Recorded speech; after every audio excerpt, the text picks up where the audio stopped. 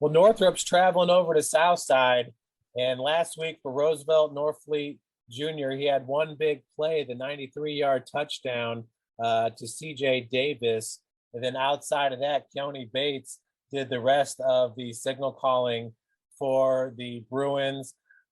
Minus 11 yards. I think I also saw where it was minus 19 yards rushing.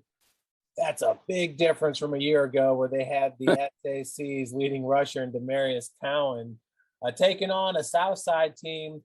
I'll be honest with you, Quincy English, I was excited about him last year, and he made some neat looking plays. He's an electric player for the Archers, but they fell short in that one, 42-20, with those touchdowns coming late in the third quarter there for Southside. Can the Archers win this game against Northrop, or does Northrop get it put together this week?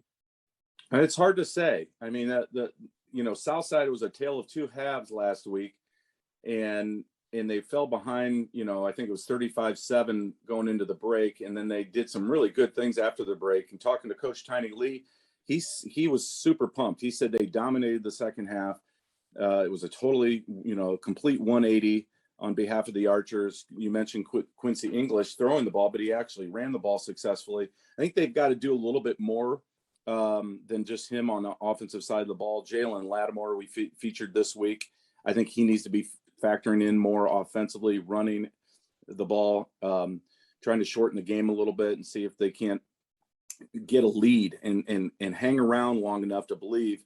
The sideline Swami affectionately referred to this game as the Rose Bowl. I'm sure you can appreciate that with Roosevelt Norfleet now over at Northrop, and his son, of course, also is going to share, I think, snaps with Bates. They might be a two-headed quarterback battle for a while out there.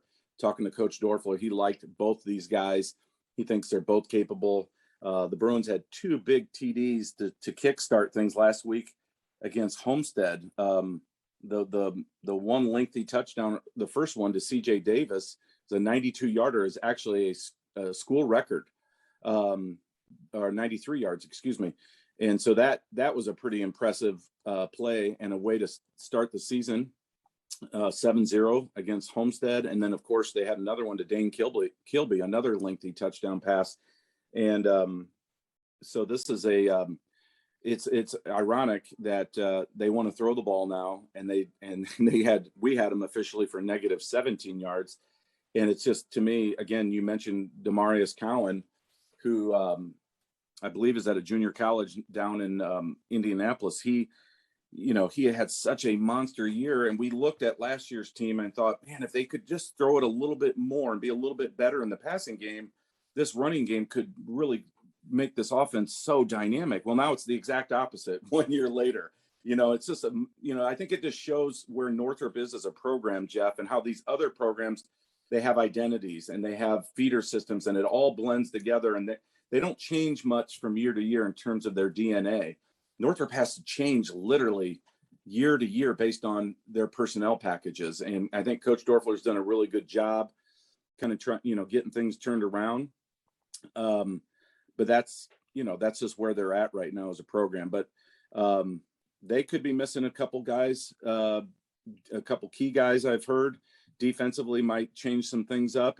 But I think Southside, again, has, the right recipe in terms of Quincy English at quarterback and Jalen Lattimore getting some more touches tonight. Whether or not they can hang with Northrop, I don't know. It remains to be seen. I just think Northrop probably wears them down after the break. And I think they've got more athletes, especially in that aerial attack. Jordan Schmink is another kid that we need to keep an eye on. I think that could produce some big numbers tonight for Northrop, as the Archers put a lot of emphasis on Davis and Kilby. Yeah, Jelante Hinton, the sophomore defensive lineman over there at Northrop, with 2 tackles for a loss in that game for the Bruins. It should be a fun game over there at Southside. And once again, you got to like the enthusiasm that Coach Lee brings to the Archers. Yeah, I do. Like I said last week, I really enjoyed him. I'd never met him before our photo shoot, and I love his passion. You can just hear it in his voice.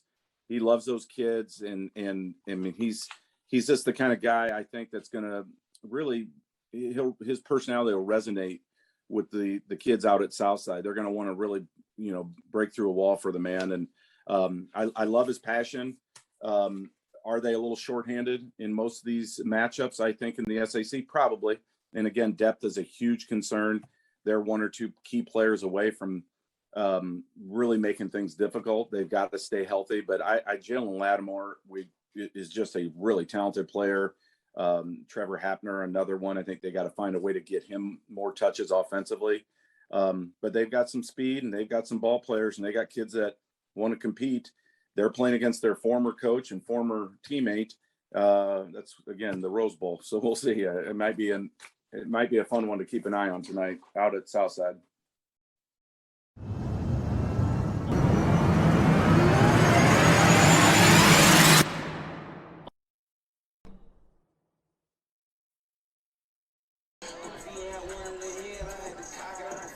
Welcome to the Summit City, home to the 260's dedicated high school athletes and fans. Each victory and celebration captured by our cameras.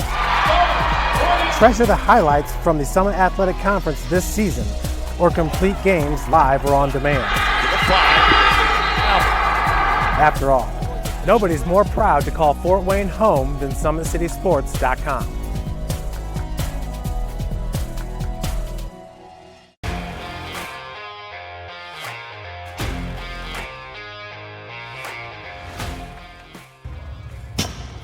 I like to stay active. I try to come in here at least 3 times a week and just get my 1-hour workout in. Since September, I think I've put on 22 pounds of muscle. I think my vertical has gone up plus 5 inches. And I've gotten a lot faster since then too.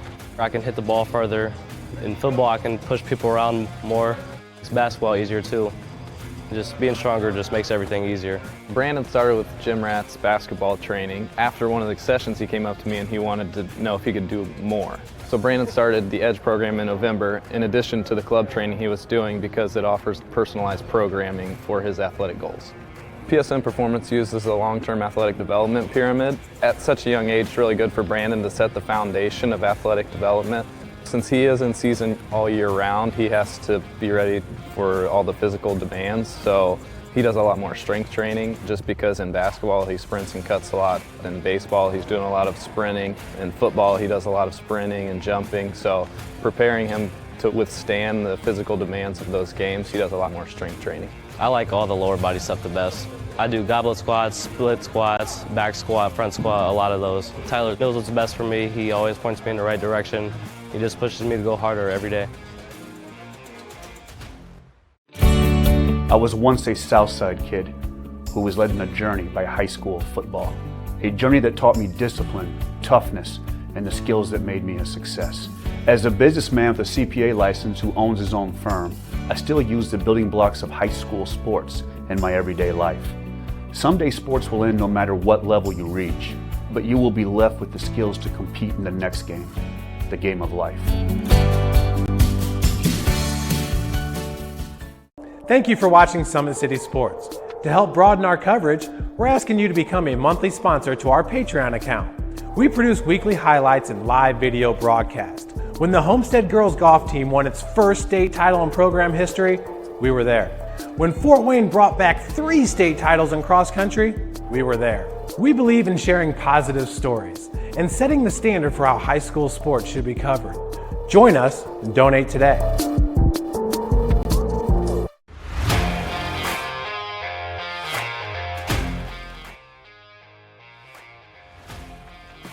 I just want to be the best in basketball. So I want to be the greatest of all time to play women's basketball. So I just know there's people out there working just as much as me. So I just want to keep working hard and keep that intensity going. And so one day I can pursue my dreams of being in the WNBA and playing overseas. So I just want bigger things to come in my life. I remember when I started in March, she could do 0 pull-ups. She did have a great 25-inch vertical when she first started. She only weighed 150 pounds. One of our main mottos is do the simple things exceedingly well, and that's where we started. So we started the foundation, building her base, and now we've got to basically the peak of our pyramid of things that we can do with her.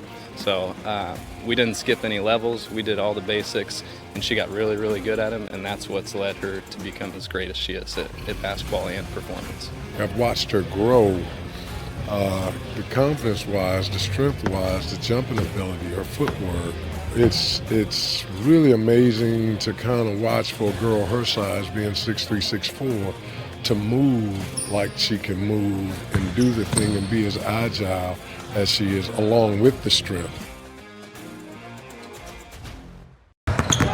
Here at Always 100, we have different things that we provide each week with our elite training, working on things that can help them get a scholarship in the future if they don't have one right now. Watching skill development, helping kids get better, understanding what it takes to get to the next level, catching and shooting, working on ball handling.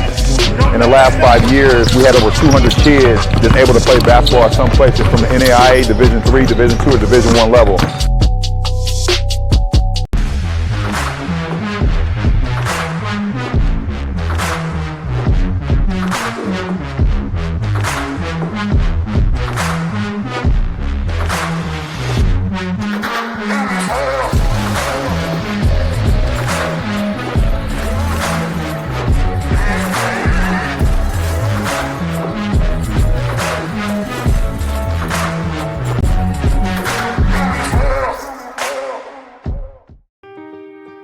This is an invitation to join a movement propelled by people who care and members who have a share in the place they bank.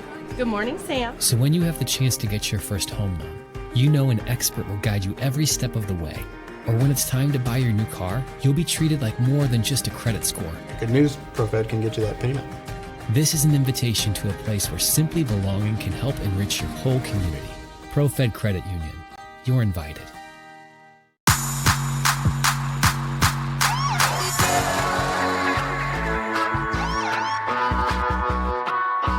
I choose to do whole body cryotherapy after practices, games, and training.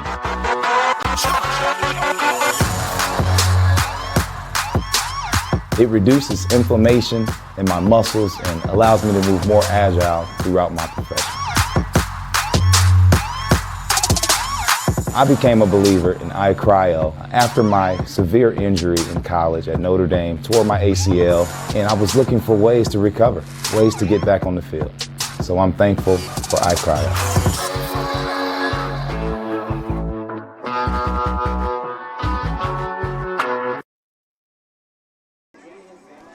And good evening, everybody. Welcome to Jack Wicker Stadium on the campus of Southside High School. This is high school football here on SummitCitySports.com. I'm Thad Goff. Blake Baker is joining me this week as the Southside Archers prepare to take on the Northrop Bruins. These two teams come in at 0-1 on the season. No doubt changes in the air for both of these programs, and both teams trying to find their footing and get their first victory of the season. Now, Northrop, they had a tough test last week. You know, anytime you go up against the Homestead Spartans, it's always going to be a challenge. That is a well-coached program with Chad Zolman at the helm. They have won back-to-back SAC titles. They kind of reloaded last year, and who knows, they might be good enough to do that this year. So Northrop had the test in week one. Now they look to come on the road and right the ship.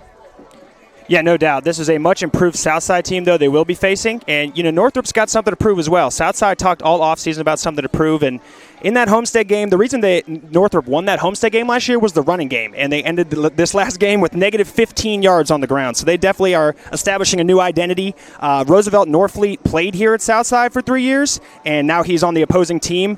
This is a guy that a lot of these Southside guys are friends with, but they haven't got to hit him yet. So it'll be a real interesting matchup here. First home game for Southside under this new regime, and I can sense that there's a palpable excitement here, Thad. Roosevelt Norfleet III split some playing time with Quincy English a year ago at quarterback, and this year, he is expected to be the starter for this game, although last week both Norfleet and Keon Bates both split time on the field in snaps. Norfleet had the 93-yard passing touchdown, but Bates, I believe, got more snaps in that game, and he also has the experience having started as a sophomore. So it'll be interesting to see how the quarterback position shakes out. It'll also be interesting to see how the running back position shakes out for Northrop. You mentioned the struggles running the ball last week against Homestead. They are starting Omarion Rogers tonight, and by the looks of things, he did not get into the game against Homestead a week ago. And, you're always going to have challenges to face when you replace a running back like Demarius Cowan, who was the SAC's leading rusher a year ago. Yeah, all SAC type of back, and it is big shoes to fill for sure. But this is a team full of athletes, very confident in that side of the ball. And you talked about the quarterback shuffling around, and I don't think it's very situational. I think it's the fact that they're just both good athletes. They're both trying to figure out, I guess, how they fit when it comes to the skill positions, how all that meshes under this system as well. So a lot to keep in mind when you watch this Northrop offense tonight for sure. Now, one thing about Southside that stands out from their game against Concordia last week, it was a loss. 42-20 was the final there, but I had that game here on Summit City Sports. They did not quit. The defense held Concordia to 7 points in the second half. Now, granted, Concordia was able to put up 35 in the first half, 28 from their offense. But Southside, they were able to outscore Concordia 14-7 rather in the second half. So they did not give up. Even though they fell behind, they kept playing until the game was all over. And that's a huge focus for this team. I talked to Coach Tiny Lee a little bit earlier this week, and he was pretty satisfied with the performance, especially from his offense. It was just the little minuscule mistakes, given they were kind of shooting themselves in the foot when it comes to those things that turned into points for Concordia. But overall, just about the effort. He was very satisfied with the effort and looking for that to improve. They're very excited about a chance to improve week to week to week, and they're very much future-oriented at this point. So from one week to the next, should expect improvement from Southside.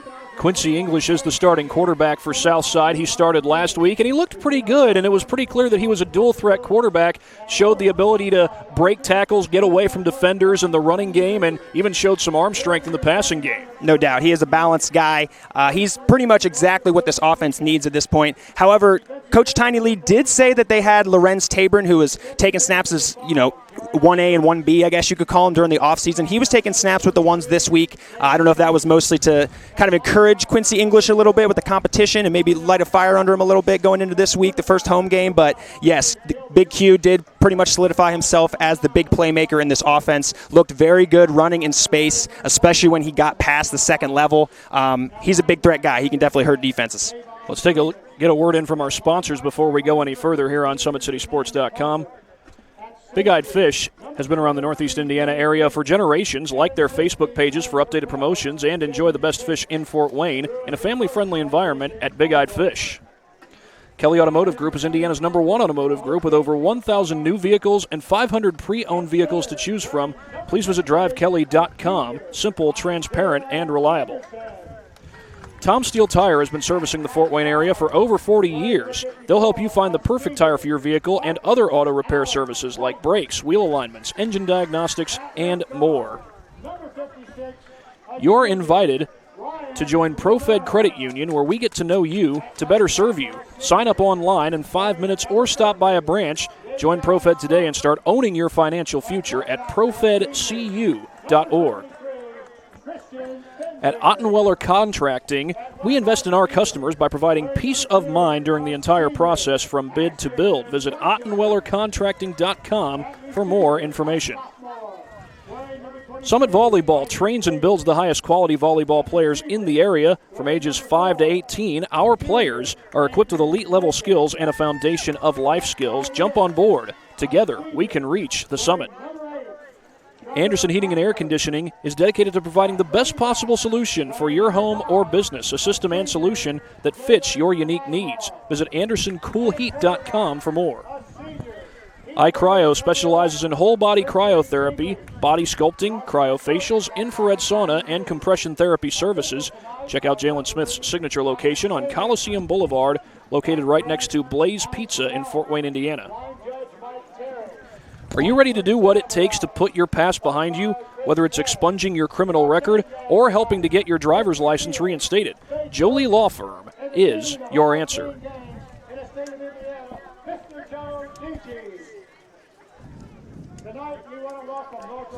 Sioka Cleaning and Restoration, providing top-notch commercial cleaning services that includes janitorial, water damage, and state-of-the-art disinfecting services throughout Northeast Indiana. At Parkview Sports Medicine, it's game on.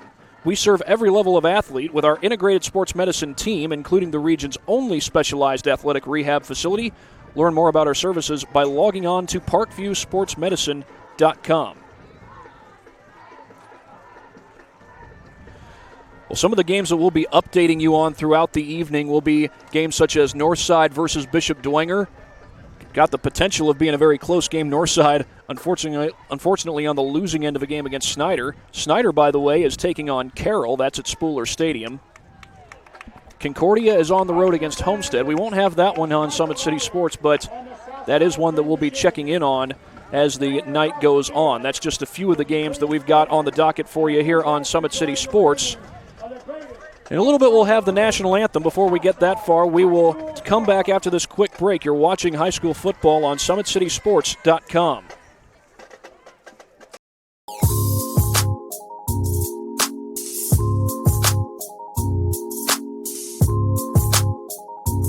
There are tons of benefits to using compression therapy, but my favorite are speeding up muscle recovery, reducing swelling and inflammation, and improving my athletic performance.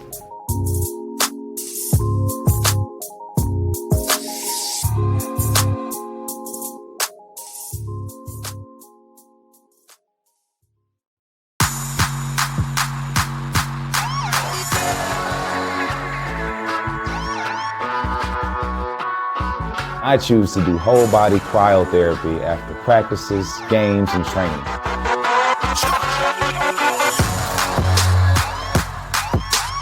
It reduces inflammation in my muscles and allows me to move more agile throughout my profession. I became a believer in iCryo after my severe injury in college at Notre Dame, tore my ACL, and I was looking for ways to recover, ways to get back on the field. So I'm thankful for iCryo.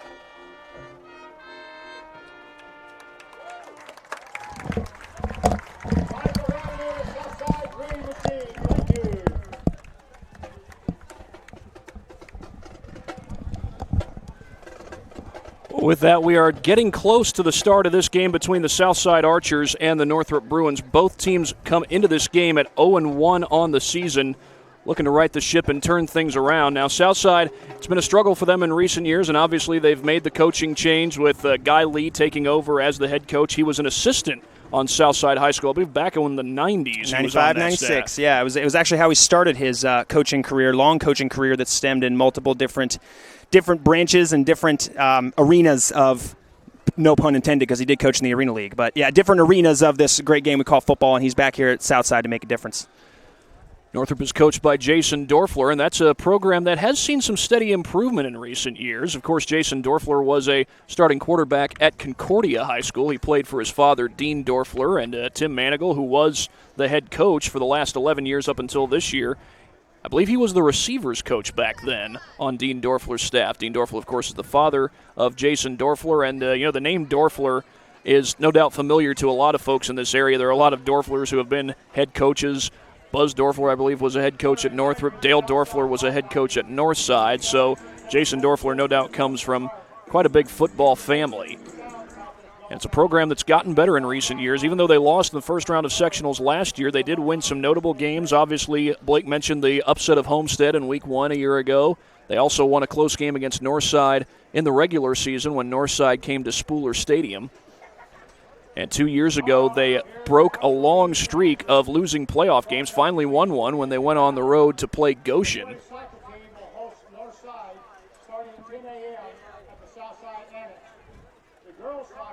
Of course, it's usually a fairly busy weekend. The weekend's a fairly busy time for high school athletics, whether in this area or other areas. And just got the announcement that Southside's going to be hosting a soccer game, I believe, tomorrow against Northside. Hope you all have been following along the great coverage that Summit City has been providing during the week as well. How many soccer games and volleyball games did we hit this week? That I know you were involved in some of those. Actually, I was not involved. Oh, in okay. Those. Yeah, we had a few soccer games this week. I know I will be at Indiana Tech tomorrow evening. Okay. And Southside, I believe, their cross-country teams, if I'm not mistaken, are at DeKalb tomorrow morning. They went to DeKalb 2 years ago. I remember that. That was when both Evan Walda and Lauren Walda were part of the cross-country teams. They, of course, are brother and sister. Evan has graduated and gone off to Valparaiso University. Laura, I believe, is in her senior season. Lauren, right. I beg your pardon. Lauren Walda in her senior season with Southside Cross Country. And here come the Bruins. They are, of course, the visiting team for this particular game, looking to get to 1-0 on the season, as are the Southside Archers. And I believe the Archers will be taking the field shortly. Meantime, we'll be right back after this on SummitCitySports.com. I'm Matt Wolford, president of the IHSAA Foundation, and we need your help. We need your help so the youth of our community can develop advanced leadership skills. We need your help giving high school administrators and coaches the instruction and insight they need to be better role models and teachers. To learn more or to make a tax-deductible contribution, go to ihsaafoundation.org. You'll not only be contributing to the foundation of the IHSAA, you'll be contributing to the foundation of our community.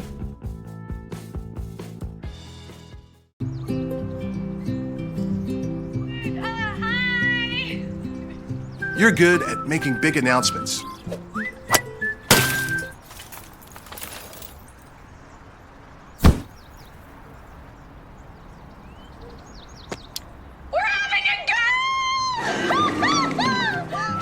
We're good at your insurance. Start with Indiana Farm Bureau Insurance, online, over the phone, or in person, and stop knocking on wood. We got about 3 minutes before this game gets underway. It looks like Southside is just about to walk out of the tunnel and onto the home side of the field. Bring out the Archers, they're chanting. They're coached by first-year head coach Guy Lee. Jason Dorfler, I mentioned at at Northrop. I believe he's in his 8th season with the Bruins. And here come the Archers. That's Jalen Lattimore who helps lead them out. He's a defensive lineman and one of the leaders on this Southside team. And that's one thing that Southside is not short on. They've got plenty of talent. Jalen Lattimore, a good pass rusher on the line. Trevor Hapner is another, and Hapner is a guy who plays just about all over the field. He's a defensive end on the defensive side, a tight end on offense, and he's also involved in special teams. Yeah, you got some guys on the Southside squad that hardly ever leave the field at all, and Trevor Hapner's one of them. Jalen Lattimore, you mentioned. Look for guys like Jermaine Freeman, Ashton Johnson. Those type of guys are going to lead this team for the whole rest of the season, guys that they're really counting on for sure in all facets of the game. Well, Southside has some big games coming up. They've got Dwenger, and that'll be right here at Jack Wicker Stadium next week. Then they go on the road to take on Snyder. And when Snyder came in here last year, the Archers gave the Panthers a run for their money. Unfortunately for the Archers, that ended up being a loss. That stung. I talked to Jalen Lattimore a little bit earlier this summer, too, and that's one of those games that they have a couple like that circled on the schedule with some of those, high-powered teams in the area that have, frankly, just kind of pummeled them for the last couple years, and they know that. And last year was a great test for them and a great showing, but didn't end up in the win column. Those are games that they're hoping to win this year, and it definitely starts with a win on your home field to start this season. Yeah, they obviously have to take care of business against Northrop before they start worrying about Bishop Dwenger, and Northrop, obviously they need to take care of business before they worry about going back home. Their next game is against the Wayne Generals, and that's a very well-coached Wayne team. Wayne, by the way, not only is that school located fairly close to here, they're playing right down the road from us at Bishop Luers. And meanwhile, we are about to have the coin toss as the Southside and Northrop leaders walk out onto the field. Now, two of those captains for Southside are Jalen Lattimore and Trevor Hapner. I believe Quincy English is one of the other captains for the Archers.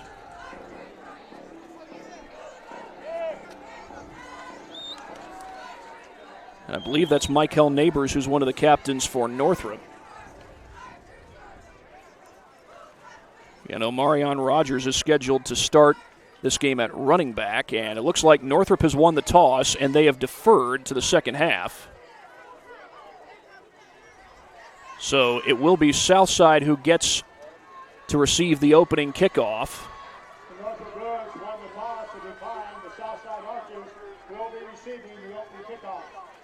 And we just got the confirmation. Dane Kilby, another one of those captains for Northrop, along with Amarion Collins. And Dane Kilby, he's a senior wide receiver and defensive back. He's someone that head coach Jason Dorfler is quite high on. Roosevelt Norfleet III, also one of those captains, dapping up his former teammates out there at the center circle.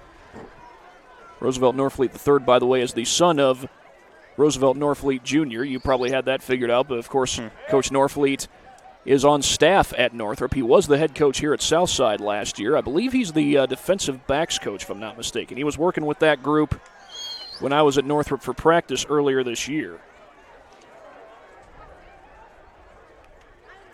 Pretty good group he's coaching back there.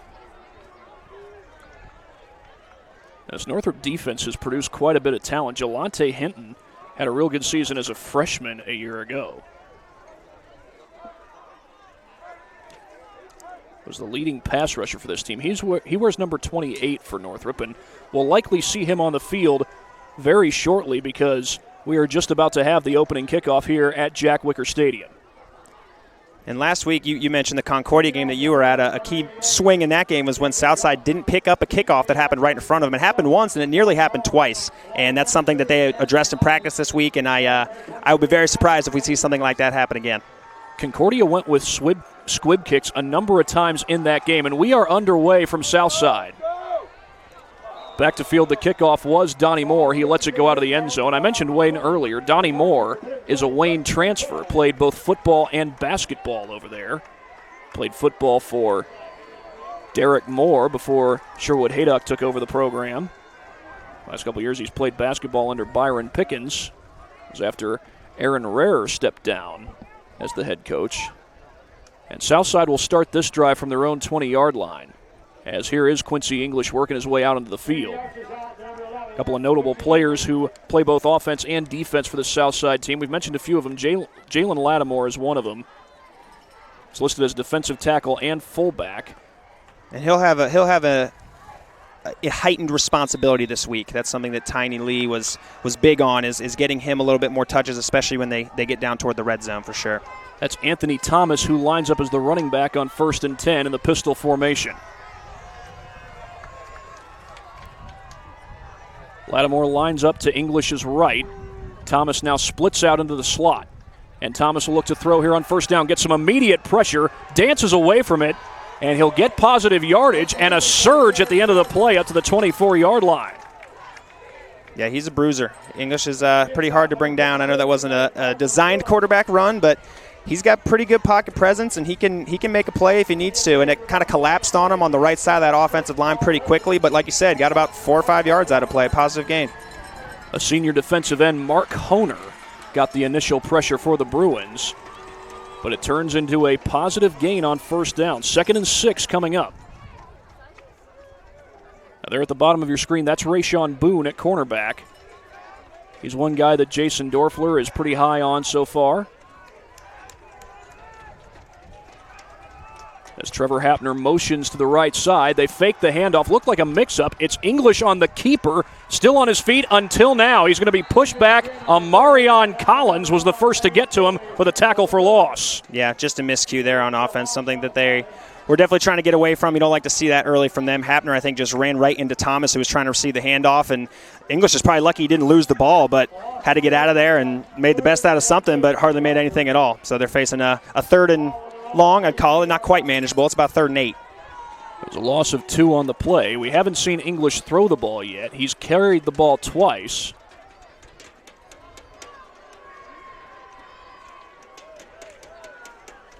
Starting running back is a junior, Anthony Thomas. He had a fumble early in the game last week against Concordia on what would have been a touchdown. English looks to throw here on 3rd and 8. Floats it to the sideline, 1-on-1, and it's intercepted. Rayshawn Boone right into his breadbasket.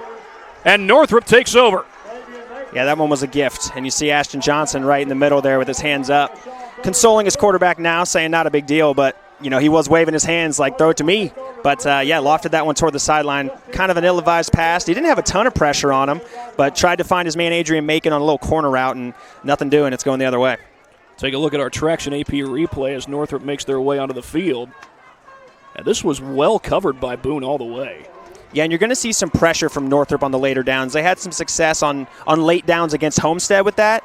I believe a 4th down, I think, late in the game that might have salvaged another touchdown. But, yeah, Omarion Collins, he's a blitzer. He's aggressive for sure. You're going to see him penetrate the line as much as possible. Well, Marion Rogers will line up as the running back. He's on the left hip of Roosevelt Norfleet III. A little toss sweep to Jaden Schmank, looking for room off the left side, and he gets out of bounds at about the 45-yard line for a 3-yard gain. Pretty good block by the receivers there on the outside. Jaden Schmank, a junior wide receiver and defensive back. We'll also see him, I would think, on the basketball court when we get to the winter. Also see him return some kicks. I believe he had like 80 yards in kick returns last week on 3. So nothing huge, but like you said, the potential to make something big happen. And he's lining up once again to Roosevelt Norfleet's right in a 2x2. Go twins to both sides.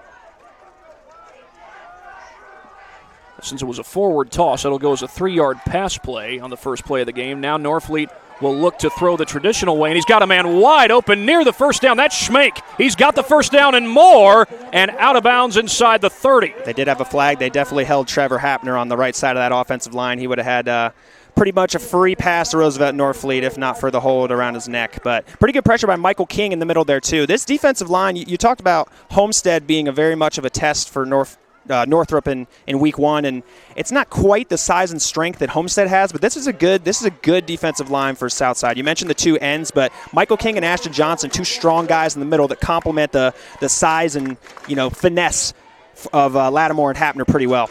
Can't help but laugh when I hear people saying you can't do that on a holding penalty. It's one of those penalties that it probably happens more often than it gets called. I wouldn't say that it happens on every play, but it's one of those calls that it either gets called or it doesn't. That is the cliche, though, isn't it? That you can call it on just about every single play. It might have been John Madden who invented that phrase. I'm not sure. I would not doubt it. So here's the 3x1, too, which means trips and one guy to the backside. Against this, expect Southside to play a little cover 2 action with a guy over top and a man on the backside. That's Kilby who goes in motion into the slot left side. Norfleet has him down the sideline. Kilby makes the catch. Oh, he bobbled it and dropped it. And then took a hit at the back end of the play. I think that was Donnie Moore. And that was a perfect example of what I just mentioned, actually. Adrian Macon was one-on-one with the guy. I don't know who it was actually on the bottom, but, just did a little screen fake and bit Macon up top, and Kilby just leaked right into the secondary with nobody on him. Yeah, here's the Traction AP replay. That little bobble was just enough for Moore to gain ground and jar the ball loose. Looked like he just took his eyes off it, got a little bug-eyed, and got to haul that one in, big fella. It's going to be 3rd and a mile. And we're looking at 3rd and 26 here. This is almost NFL blitz down in distance, if you will. A little delayed handoff to Rogers trying to pick his way, and he is going to be crunched under by D'Antonio Wilson. A very short gain, and Northrop will have to punt. Good job by these Southside linebackers. I like the way they performed for most of the game against Concordia, being pretty patient, reading the defense, allowing that defensive line in front of them to kind of get in there and read off of them, and that time you could see exactly that.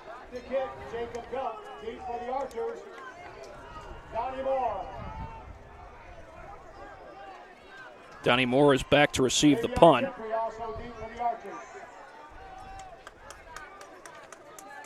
I believe that's Davion Gentry, who's also back there. A little bit of pressure, they just get it away. That was Jacob Gump punting, and it's muffed.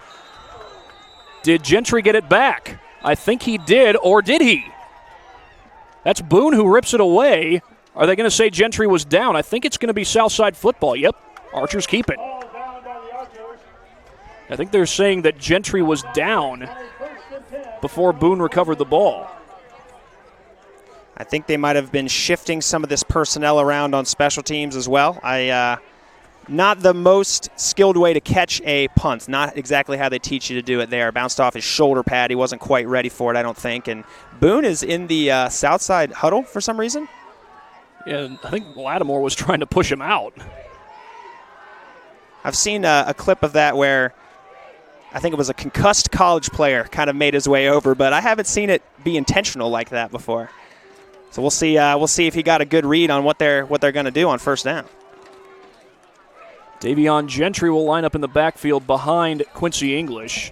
And that's Adrian Macon who goes into the slot right side.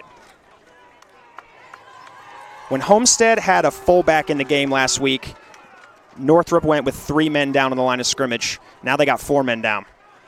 A little jet sweep handoff to Macon off the left side, and not much gain there. May have gotten a yard, but then he's gang tackled by the Bruins. Elijah Madison was part of that.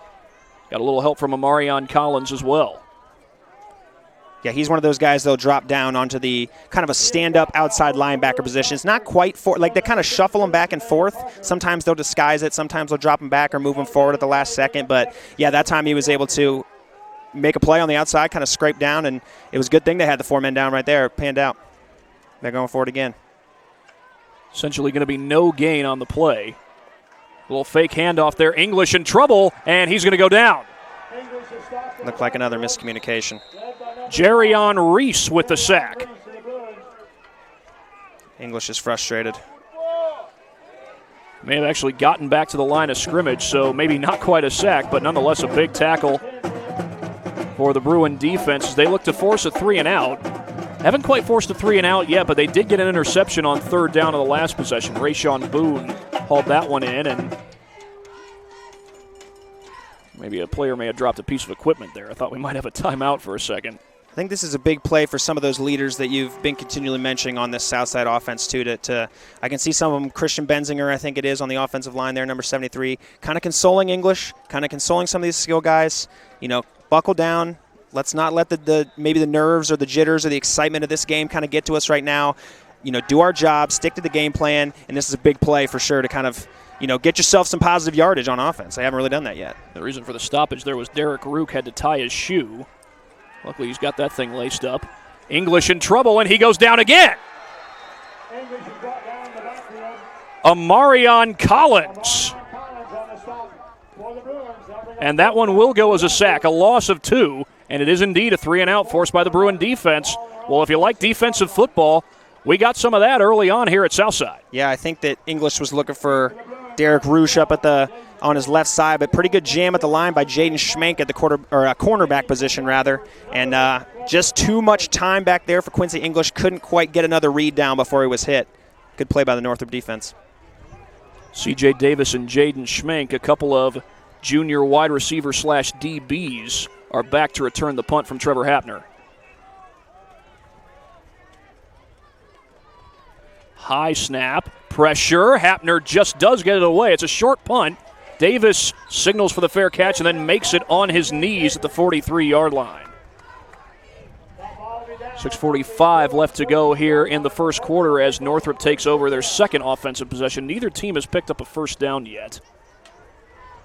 Northrop would have had a first down had it not been for a holding penalty on what was a 2nd and 7. I mentioned both Roosevelt Norfleet III and Keon Bates saw the field last week, but I think that's Norfleet who's still out there at quarterback right now for Northrop. Northside is over at Bishop Dwenger today. Had a good game against Dwenger last year in week 2 of the regular season. Dwenger ended up winning that. Here's the toss play to Rogers on the right side, and he's run down by Hapner for a short gain. And that's a play where you intend to kind of take Hapner out of the equation. You just kind of read him and see what he does. It's almost like a read option when it comes to that, but good luck. Hapner is long, Hapner is fast, and Hapner is a good tackler in space, and you saw it all right there. Decent gain for him, but probably not quite what they imagined, running that into the boundary, no less. A little bit unpredictable there, but Hapner did a good job keeping that contained and making it a minimal gain. Hapner 6'2", 195. He plays both defensive end and tight end. This will be 2nd down and 7. Norfleet looks to throw, gets some pressure up the middle, and he goes down. a whole host of defenders. Did the ball come out? Well, Hapner and Lattimore got some penetration to help get the sack. Michael King in there too. It was kind of all kind of collapse. Everybody but Hapner, honestly, on that one as far as it saw. That whole right side of the line and Michael King penetrating inside, and Norfleet kind of had nowhere to go. Ashton Johnson replacing Lattimore after his helmet came off here. So interesting you don't have, I mean, there's nothing they can do about it. Obviously, Lattimore got to come off, but on a third down, a pass rushing down for sure, one of your best pass rushers not going to be in there for Southside. The interior lineman got some immediate pressure, and now we've got some whistles. Back at it, I guess. Just keeping you on your toes, Thad. This is 3rd and 16. Another 3rd and long situation for the Bruins. Norfleet pulls it down, airs it out deep, has a man open, and it's hauled in. Jaden Schmenk, did he get it in bounds? They have not signaled. There's the signal. It is a catch.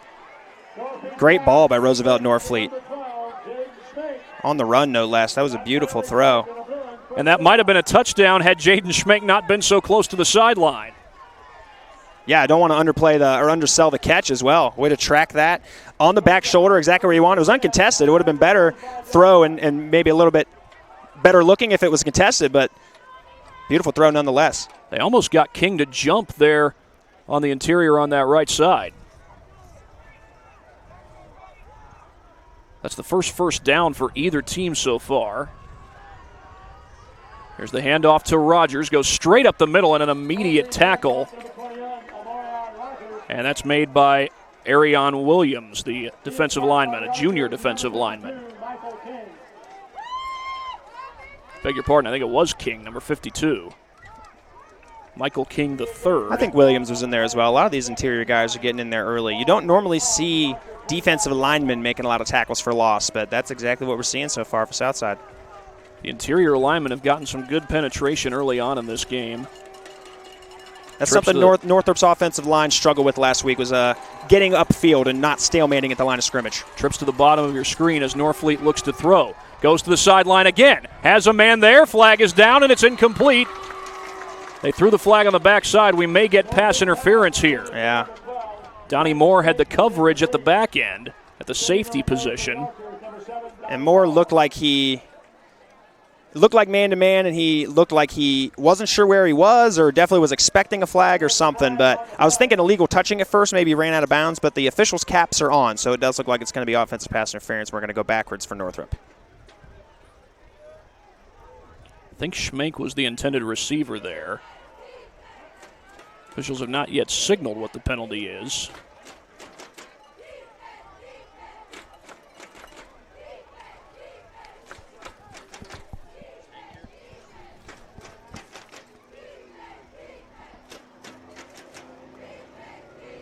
Taking a while to get this sorted out. Looks like we're about to get the explanation here shortly.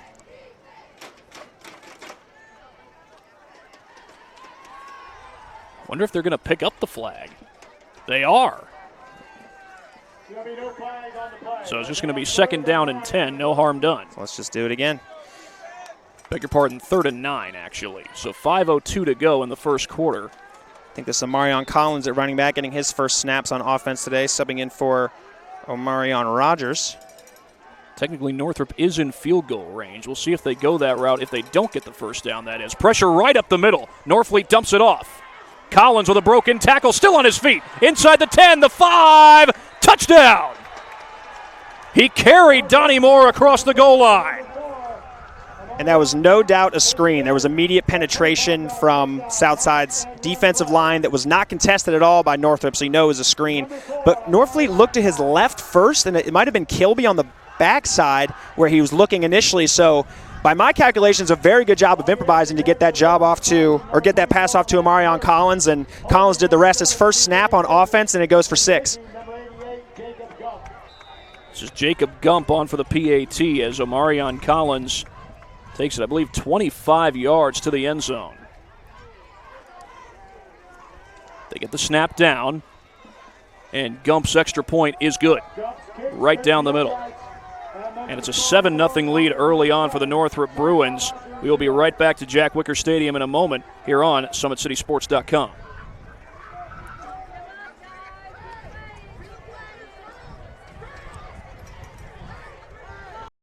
has always been here, and they're getting better. I'm watching, Summit City Sports, man, they're doing an awesome job. And, that's a plug. Them dudes are doing an outstanding job. And I'm able to be in Nashville and watch games on YouTube that they're broadcasting, and I'm seeing the talent. And it is just truly outstanding. And, you guys have seen the talent that's in the NFL now from Fort Wayne, Indiana, the talent that's coming up now, and the talent that, is just here, man. It's really. Amarion Collins with the 24-yard touchdown catch and run on the screen pass from Roosevelt Norfleet III. We'll show it to you right here on the Traction AP replay. There we go. There it is. Yeah, just like usual, Southside has been getting pressure right up the middle. Yeah, I'm convinced that Norfleet was looking down to Kilby, and Collins just happened to be to his right when he was scrambling around, dumped it off, and really because all that pressure, because they allowed all those guys in on the screen, there was only one or two guys really to tackle Collins. One of them missed, and then he was off for the races, couldn't quite catch him on the backside for the other one. So, yeah, that results in 6, and now we got a 7-0 game with 4:52 left here in the first quarter. Here's Jacob Gump to kick it off for Northrop. Anthony Thomas is back deep to receive for the Archers. Short but returnable, and it goes over the head of Gentry, and did he field that? He did indeed, and he took a shot at the back end of the play. He was still in bounds when he caught the ball. That was headed out of bounds. Yeah, I think he was waiting on it, but decided just last second to grab it.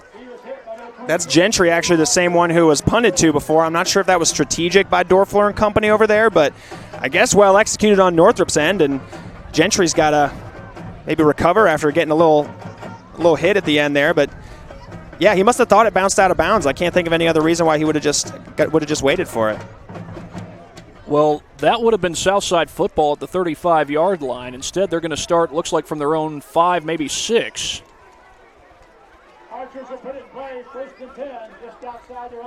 These are the type of miscues that Southside had to try and recover from last week, and they're continuing to fight that battle.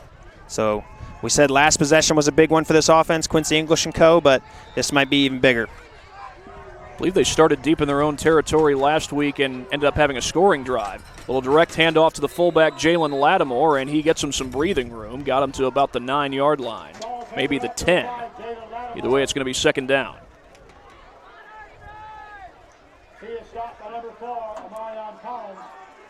Amarion Collins with the tackle. He just scored the touchdown. He's been all over the field tonight. Yeah, he's aggressive. Some of these Northrop linebackers a little bit slim, 5'8" to 5'10", 150 to 170 pounds, but they're quick, they're aggressive, they'll hit you, and they fly all over the place. Little option to the right side. English lost his footing, and he goes down. Tavon Freeman will get credit for the tackle when all's said and done. And I think English may have just gotten back to the line of scrimmage. It'll be third down. I like Freeman in this defense. He's another one of those quick linebackers. One of the ones like Amarion Rogers, who will drop down onto that stand-up linebacker position. And, he gets low, he gets under lineman's hands. I don't think he had a whole lot of block to go around that time. He kind of was the free man, and just because English slipped, it was a little bit more uncontested than he's used to. Here's English looking to throw. Floats it to the sideline for Hapner, and it's caught. And Hapner has nobody behind him, but he stepped out of bounds. It will be a first down, however, for Southside. A big play to Trevor Hapner to give the Archers a whole lot of breathing room. Nice touch pass by Q there. And I'm not sure if Hapner would have gone the entire way, but if he wasn't tiptoeing, we're looking at probably an extra 10 or 15 yards on the end of that play there. Great concentration. He had nobody behind him, but I think that was C.J. Davis who was in close range. Yeah, he would have caught him. Tackle. He would have caught him, but we're looking at an extra. And that's a big play to get out of their own end. I mean, that's exactly what they needed on a third down. It goes as a 21-yard pass play up to the 31-yard line. So now's where you start to establish a little momentum. Let's continue to get some positive plays. And now whistles blow as Macon was going in motion. Are we going to get an illegal shift here against Southside? Looks like a timeout. Offense coordinator Aaron Choice wants a word with Big Q here. Well, that's the first timeout either team has used so far in this game. And while they take a timeout, we will take one as well here on SummitCitySports.com.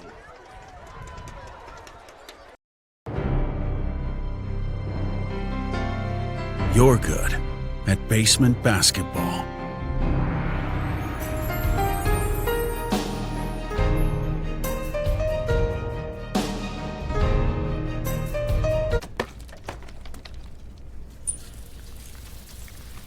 We're good at your insurance.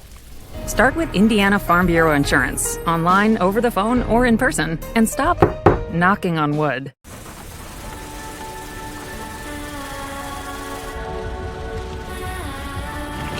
You're good at keeping the car clean.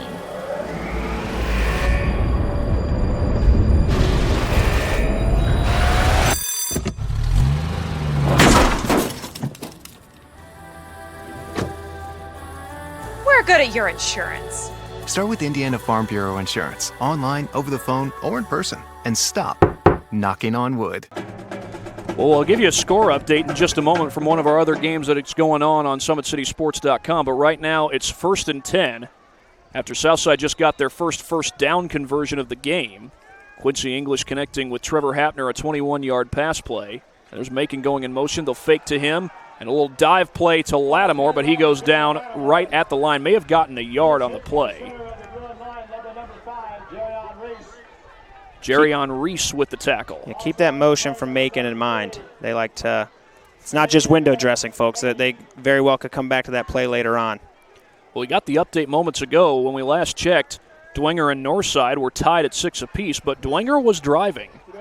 Dwenger's replacing a lot of, maybe not a lot of talent on offense, some key players on offense, although KJ Tippmann was a key figure for them last year in the running game. He's picked up right where he's left off as a starting running back this year. He looked good. He looked good week 1. English looks like he's going to keep this one, gets a block from his fullback Lattimore, and then gets wrestled down across the 35-yard line. That's Amarion Collins with the tackle, but it's a good gain there on 2nd down, and looks like it's going to be 3rd and 5. That looked again like maybe a little miscommunication. Q is just kind of flashing a fake to no one, but yeah, I'll give credit to Anthony Thomas. He got out there and threw a block for his big quarterback, and, you know, Quincy did a good job of reading the block out there. It was a good job by Northrop on scraping over and making sure that you get some gang tackles in there, but, you know, decent job all around, I think, on that play. And yes, it is still 6-6 over at Dwenger. They fake the handoff. English on a keeper, reaches out for extra yardage, but it'll be short of the 1st down. Well short. I like the triple option play there, but you know, Q reaching like he's right at the line. He's still about 3 yards short, so they're definitely going to – I wouldn't say definitely. Hapner's thinking about coming on to punt, but we're not sure. Also worth noting that during that timeout, Quincy English was getting his hand taped up, and he hasn't yet thrown since then. I know it's been a small sample size of 3 plays, but I don't know if we'll see a throw here or not. It was Damon Bainey who made the tackle. Now here's Lattimore, breaks 1 tackle, run into at the 40. Second effort, did he get there? He is close. The spot looks like he's got it. There was a whole host of Bruins there to make the tackle, including Jermaine Parker, number 52. Yeah, big pop by Collins, too. Or, excuse me, I keep mixing them up. Amarion Rogers, number 21. Big pop by him. Big drive. I think it was a Lattimore that ended up winning that battle and churning his legs a little bit more, but Amarion Rogers gave him everything he could handle on the initial hit. And it looks like it is a 1st down. They're going to spot it at the 42-yard line. That's a full yard beyond where they needed to get. So the 4th down attempt pays off. Here's the handoff to Anthony Thomas. I believe this is his first carry of the game, and he breaks a tackle. 1st down and more for Thomas. A couple of men to beat. He's inside the 25, inside the 20, and carries a defender out of bounds near the 10. Huge run. He's slippery, too. That was a great pull by Marcus Allen White, one of the leaders on the offensive line. Actually hasn't played offensive line, I don't think, in his Southside career here, but he's doing a good job as a leader on that front and led the way for Anthony Thomas there. And once Thomas made one guy miss, it was up the sideline for an extra 20 or so yards. They're actually going to say he went out of bounds at the 16-yard line. So it will be 1st and 10. First red zone possession of the game really for either team. Northrop, of course, has scored, but that drive or that touchdown happened with a play that started outside the 20-yard line. Yeah, Northrop didn't have a whole lot of chances, if any, in the red zone last week. Their 2 touchdowns were on 70-plus yard passing plays, so they didn't even have a chance to get down there. It was all kind of explosion that caused their points. You had a 93-yard pass play from Roosevelt Norfleet the third. That's right. And when Northrop gets down here defending their red zone, they're going to put 5 down on the defensive line. You see big Damon Bainey in the middle there. They drop down. I believe that's Amarion Collins, number 4, on the side closest to us, the right side of that offensive line. Kind of allow them to defend the run a little bit better. Open it up for these Pardon me, that's number 14 for them. That would be Elijah Madison as the 5th lineman, kind of that stand-up backer. He's going to line up over top of Trevor Hapner. Jermaine Freeman lines up as the fullback next to English. No Jalen Lattimore. Here's the handoff to Thomas, turns it upfield, trying to pound his way for extra yardage, and turns it into a pretty good gain. Looked like he got to maybe the 13 or the 12. That's back-to-back carries for Thomas. He nearly broke it for a big gain touchdown last week against Concordia. That's one moment he'd like to put behind him, was that fumble early on in the game. And he'll get a breather here, but that was a decent game. That was a really good game to play before. Lattimore is back in there. And now Freeman lines up in the backfield. The give will go to Lattimore, and he's tripped up. Elijah Madison, the outside linebacker, makes the tackle. And that's why they put the 5 on the line there. They get an extra dude to contain it on the outside, and I'm not quite sure that Lattimore is more interested in bouncing it as opposed to trying to run you over, but it didn't work for him that time. Got back to the original line of scrimmage, and now we got a 3rd down in the red zone. We got 15 seconds in counting here in the first quarter. This will probably be the final play if they get it off before we go to the second quarter. 7-0 Northrop. Handoff goes to Freeman. Picks his way up inside the 10-yard line and looks like he's got the first down. He's right at that marker. That's going to be the last play of the first quarter, but where the official is standing on the far side, that would be a first down. But we'll see where they spot it when we come back. It's the end of the first quarter here on SummitCitySports.com. 7-0 Northrop. This is an invitation to join a movement propelled by people who care and members who have a share in the place they bank. Good morning, Sam. So when you have the chance to get your first home loan, you know an expert will guide you every step of the way. Or when it's time to buy your new car, you'll be treated like more than just a credit score. Good news, ProFed can get you that payment. This is an invitation to a place where simply belonging can help enrich your whole community. ProFed Credit Union. You're invited.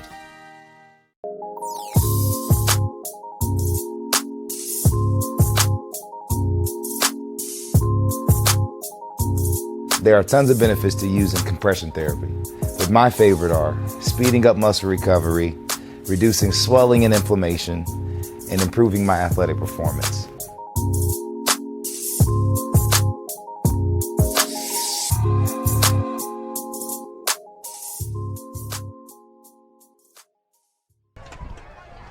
Well, as we are just about ready to start the second quarter, beg your pardon there. We're just about ready to start the second quarter. Jermaine Freeman looked like he had the first down on the last play of the first.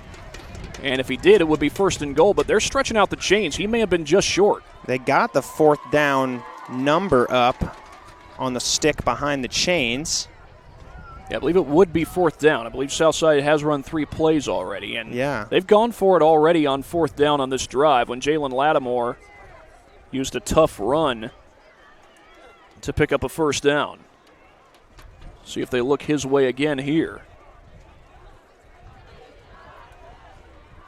Right now they're trying to get the down marker set. It's 4th and inches. Yeah, it's close.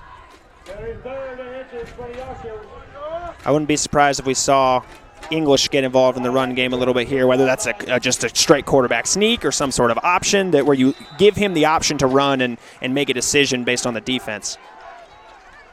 They've got English under center. He'll hand it off to Lattimore. Straight up the middle. He's got it. Pounding his way to the goal line. Touchdown. Jalen Lattimore, a tough run, and the Archers are on the scoreboard. That's why Tiny Lee wanted to get Lattimore a little more involved in the red zone. Lattimore at 6'3", 225, able to pound it in. Now, Southside did not kick an extra point at any point last week. It looks like that's going to change this week. That's Perry Stowe coming out to hold, and it'll be Hugo Huerta to kick. Perry Stowe was on the Southside baseball team as well, and I believe Huerta was as well. And Huerta looks to tie the game here on this PAT. High snap, they get it down, and the kick sails wide left. Well, we've been so used to Southside getting pressure from the interior linemen. The interior pressure from Northrop there was really good, and I think that caused Huerta to boot the kickoff to the left a little bit. A little bit, yeah, definitely threw him off. Huerta's a good kicker. He's very capable of making those on a kick-by-kick basis, and that's one that they definitely need those points. Last week, Lattimore tried to get a two-point conversion early, didn't get it. I believe they missed another one later on in the game.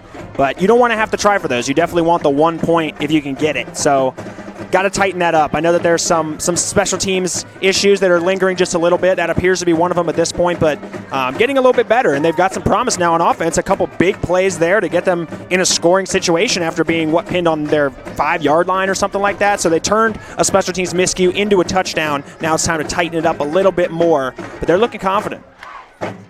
Well, Bishop Dwenger has taken the lead over Northside. It's 9-6 over there at Shields Field. Shields Field is only in its 3rd year of use when it comes to football, though it had been used for soccer and I believe track and field up until then.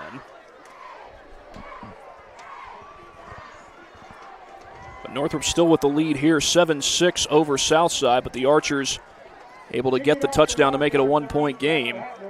Jalen Lattimore pounding it in from 7 yards out as Trevor Hapner will kick it away for Southside.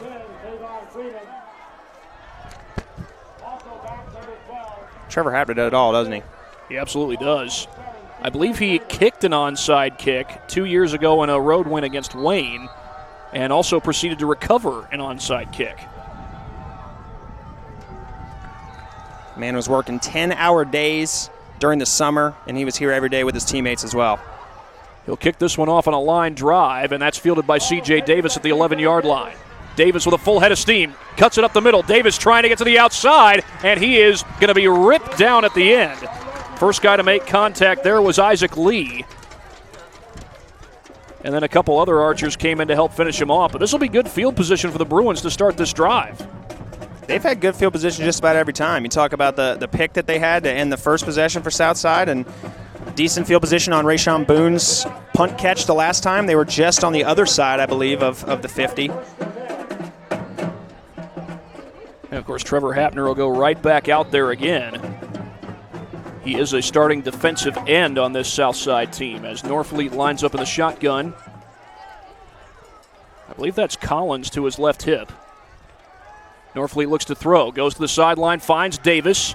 Davis trying to muscle his way for extra yardage, and Macon will throw him back. It'll be a 6-yard gain on the play. Norfleet and Northrop can undoubtedly hit those little, stick routes, little hitch routes, the quick ones to the outside. I think the challenge is going to be for them, in that Homestead game, I think in the second half they only completed 2 passes more than 10 yards. Had some good deep balls but couldn't connect. That's going to be the challenge going forward. Keeper by Norfleet straight up the middle, and he's got the first down. Gets it across midfield to about the 49.5-yard line. So that will move the chains.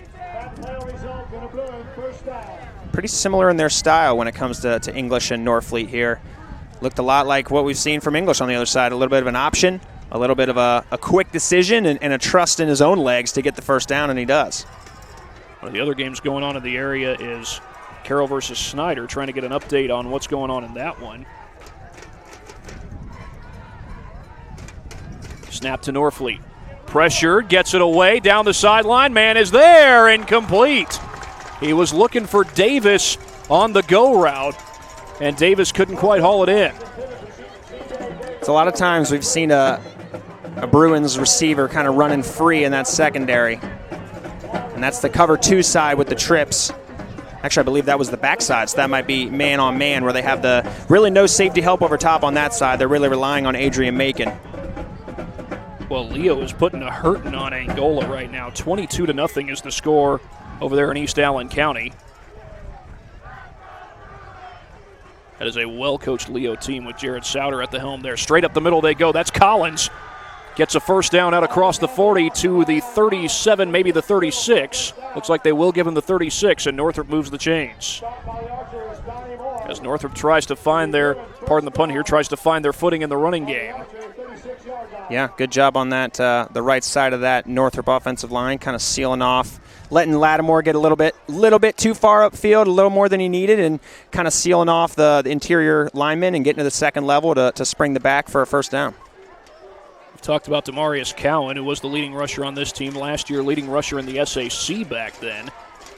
He split some playing time the year before with Jeremiah Green, another talented rusher. Here's Collins off the left side. Almost slipped a tackle. Oh, he did slip it. He keeps his footing after 2 hits and then goes down to the 10-yard line. It's looking like 1st and goal for the Bruins. Boy, that was strong. That was a strong run. What coordination and leg strength and balance to do all that. And that's what I talked about, kind of trying to take Trevor Hapner out of the play. That's what they intended to do. It didn't work the first time we mentioned it, but Hapner's looking a little bit gassed. I know he just came from a big gain on offense, and he's been playing every single snap on defense, but that time they totally took him out of the play. Read him, pitched it off to Collins, let him do the rest, and he did. Now they're down in the red zone again.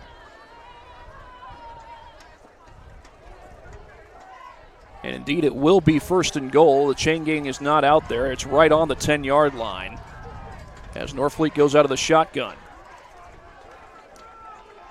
Handoff will go to Tavon Freeman, and Freeman is going to be pushed back. I think he got back to the line of scrimmage, and that was about it.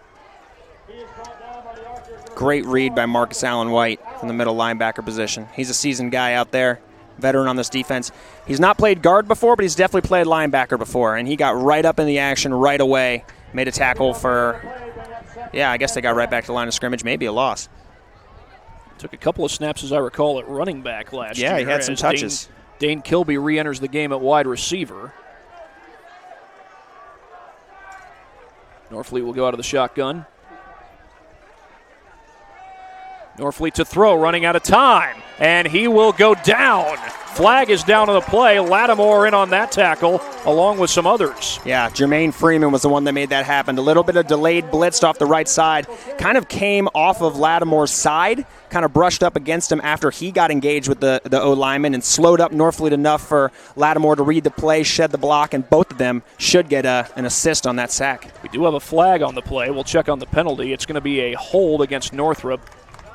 So they're going to lose some extra yardage on this one.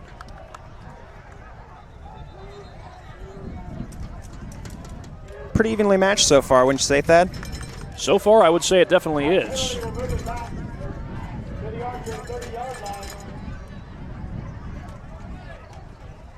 Pretty good student sections from each side out here tonight, too.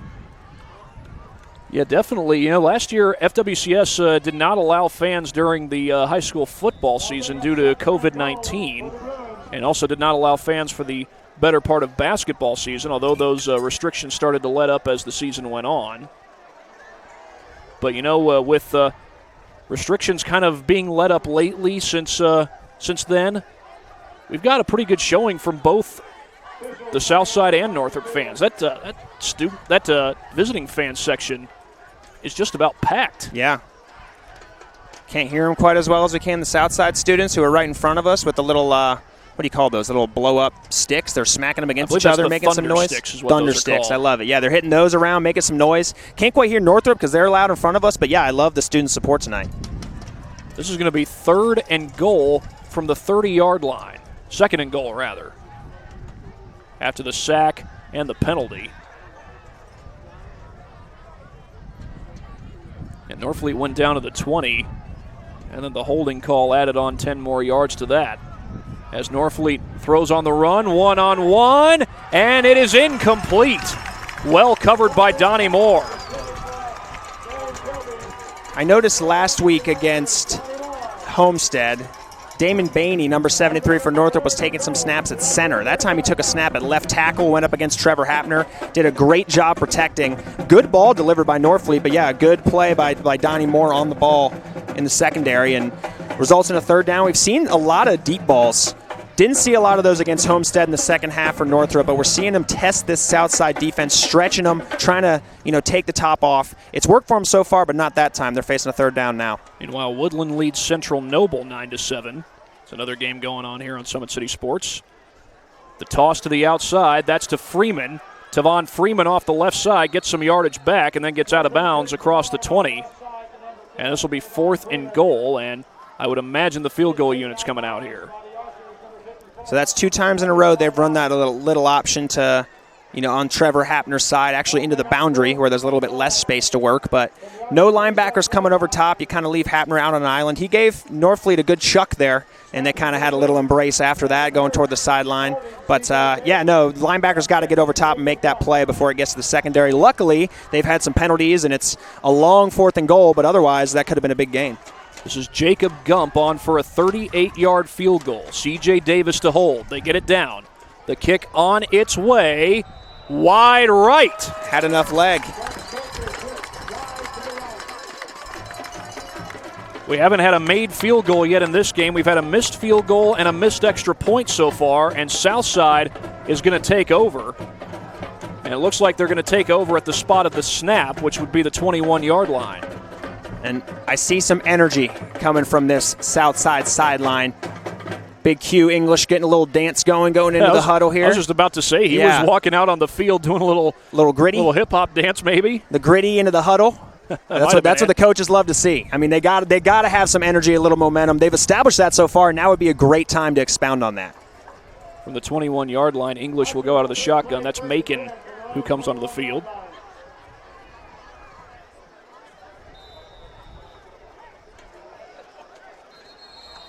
And now whistles blow. Are we going to get a timeout? Yes, we are. Northrop calls their first. Well, while they take a timeout, we'll take one as well. You're watching high school football here on Summit City Sports. Has always been here, and they're getting better. I'm watching, Summit City Sports, man, they're doing an awesome job. And, that's a plug. Them dudes are doing an outstanding job. And I'm able to be in Nashville and watch games on YouTube that they're broadcasting, and I'm seeing the talent. And it is just truly outstanding. And, you guys have seen the talent that's in the NFL now from Fort Wayne, Indiana, the talent that's coming up now, and the talent that, is just here, man. It's really – Well, if you didn't catch it, the guy that you just saw and heard from in that last commercial was Bernard Pollard, a Southside graduate. Of course, Bernard Pollard played in the NFL, spent part of his career with the Kansas City Chiefs, also played for the Baltimore Ravens. I think he was part of the Ravens Super Bowl in 2012. He's talking about watching from Nashville, played for the Titans, I believe, as well, and he's watching Summit City Sports all the way from there. So we're happy that you're tuning in with us from the Summit City tonight. Tuning in from the Music City. As Anthony Thomas will line up in the backfield behind Quincy English. Mike Vrabel seems to be doing a really good job with that Titans team these days. They're easy to like. I could root for the Titans. I like Mike Vrabel. Vrabel was a heck of a player. He was obviously a linebacker in the NFL, part of those first 3 Super Bowls that the Patriots won. Thomas wrapped up and gets away from the first man, but the second wave gets him down. Amarion Collins loves to blitz. That's pretty much his role. Sometimes he can be a little aggressive and engage himself in blocks where he doesn't necessarily need to, kind of reckless abandon, but sometimes that reckless abandon gets you a tackle for loss, and he's not going to show up on the stat sheet for that tackle for loss, but made that play for sure. Here's English looking to throw. Floats it to the sideline, looking for Hapner, and it's incomplete. Jaden Schmenk, who was part of that tackle for loss on the previous play, he had the coverage there on Hapner. And he's a two-way player. He's a defensive back and a wide receiver, and you find that all over the high school football venue. They just kicked the lights on here, so we officially have Friday night lights at Archer Field here tonight. Archers will operate from the pistol formation. No Lattimore, no fullback on this one. They opt for a tight end on the right side. It's Ashton Johnson. English looks to throw, rolls to his right. Pressure comes, flips it out to Thomas, who's wide open. He's got the first down. Thomas dancing around, still on his feet, gets a block. Dragged down across the 45-yard line. Rayshawn Boone saved the touchdown, but another big gainer for Anthony Thomas. There is a flag down. Marcus Allen White may have had the longest pancake block I've ever seen, holding down Amarion Collins. And that's Ashton Johnson, who's hobbling to the sideline, by the way. Yeah, a lot happening on that play, for sure. That was great protection, though, for English. English was even directing traffic out there, had enough time to roll to his right and deliver the ball to his running back out of the backfield. You'll see Thomas catch some balls out of there, but pretty good coverage downfield by Northrop, but enough time just for Thomas to skitter out and get some space for himself. Johnson went straight to the sideline so that the trainer could look at him, and she's doing exactly that. But we're going to have an ineligible man downfield. Now, that was a pass beyond the line of scrimmage, so ineligible man is in play. The ineligible man on the field, by the way, was declined. There was also holding. That was accepted, and I believe that's going to take away the first down. See, I'm not sure on the ineligible man downfield. If they called it on White Allen, which maybe they called the holding on him even though he was laying on top of Collins, but they threw that as the whistle was getting blown. So I don't know. I'm not sure if they called it on him. The holding very well could have been in the backfield. I imagined it was on Allen White at the start of the play, but I could be wrong. They're facing a third down regardless. It's going to be third and just outside 10, it looks like. Well, Ashton Johnson is a heck of a player. He's a guy who's played a number of different positions. He was a running back and a fullback in the years leading up to this year. He also plays basketball, and he was one of the Archers' top scorers a year ago. If J.J. Foster's watching this game, he's probably thinking to himself, I hope Ashton is able to recover soon. In fact, he might be here tonight. I'm not sure. J.J. Foster, by the way, the head boys basketball coach here at Southside. Basketball gymnasium here at Southside is named after a former state championship head coach, Don Reichert. Johnson will be back out there. He's a tough kid. They're moving him 5 yards back. Wonder if they're tacking on the additional yardage for the ineligible man downfield. Yeah, he did. The white cap did touch his white cap, which does seem to signal the ineligible man downfield. So he initially signaled that was declined, but they are going to march it back, and in the end, it's going to be third and 15, maybe 16. Archers will need to get just across the 30-yard line to have a first down.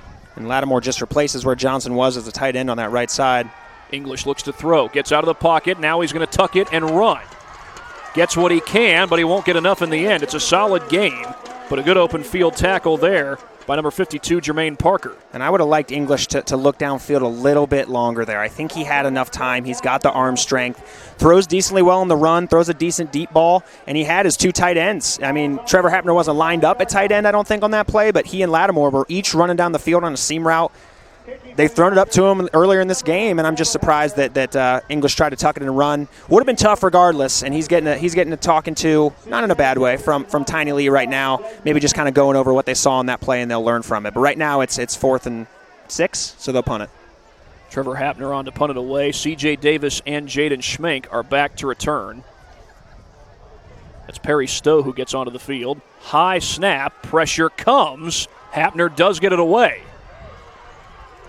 No fair catch, and then Schmenk gets blown up at the back end of that.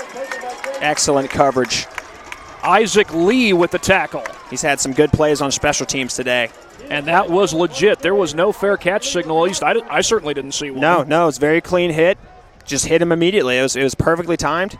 Probably should have been a fair catch. I think Collins got a little bit eager. I think he was eager to return that one, or maybe didn't see Lee coming as fast as he was, but regardless, I think that's 2 special teams tackles in a row for Isaac Lee, and I mean, pretty good field position for Northrop to start, but you got to like the momentum and energy that Southside is playing with right now. It'll be up to Northrop and Roosevelt Norfleet and company to try and stop it right now. Lorenz Tabron, the extra defender who comes out onto the field.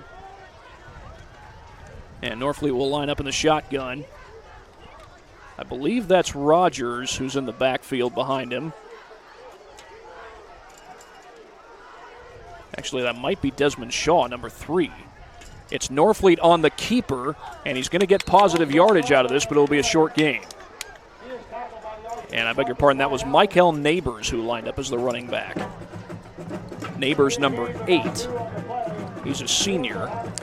Hasn't got a ton of touches in the backfield the last couple halves of play here, but I like him as a pass blocker. I think he does a great job of providing a little bit of a safety net for this offensive line and giving mostly Roosevelt Norfleet, but either quarterback they got back there a little bit of extra time in the passing game.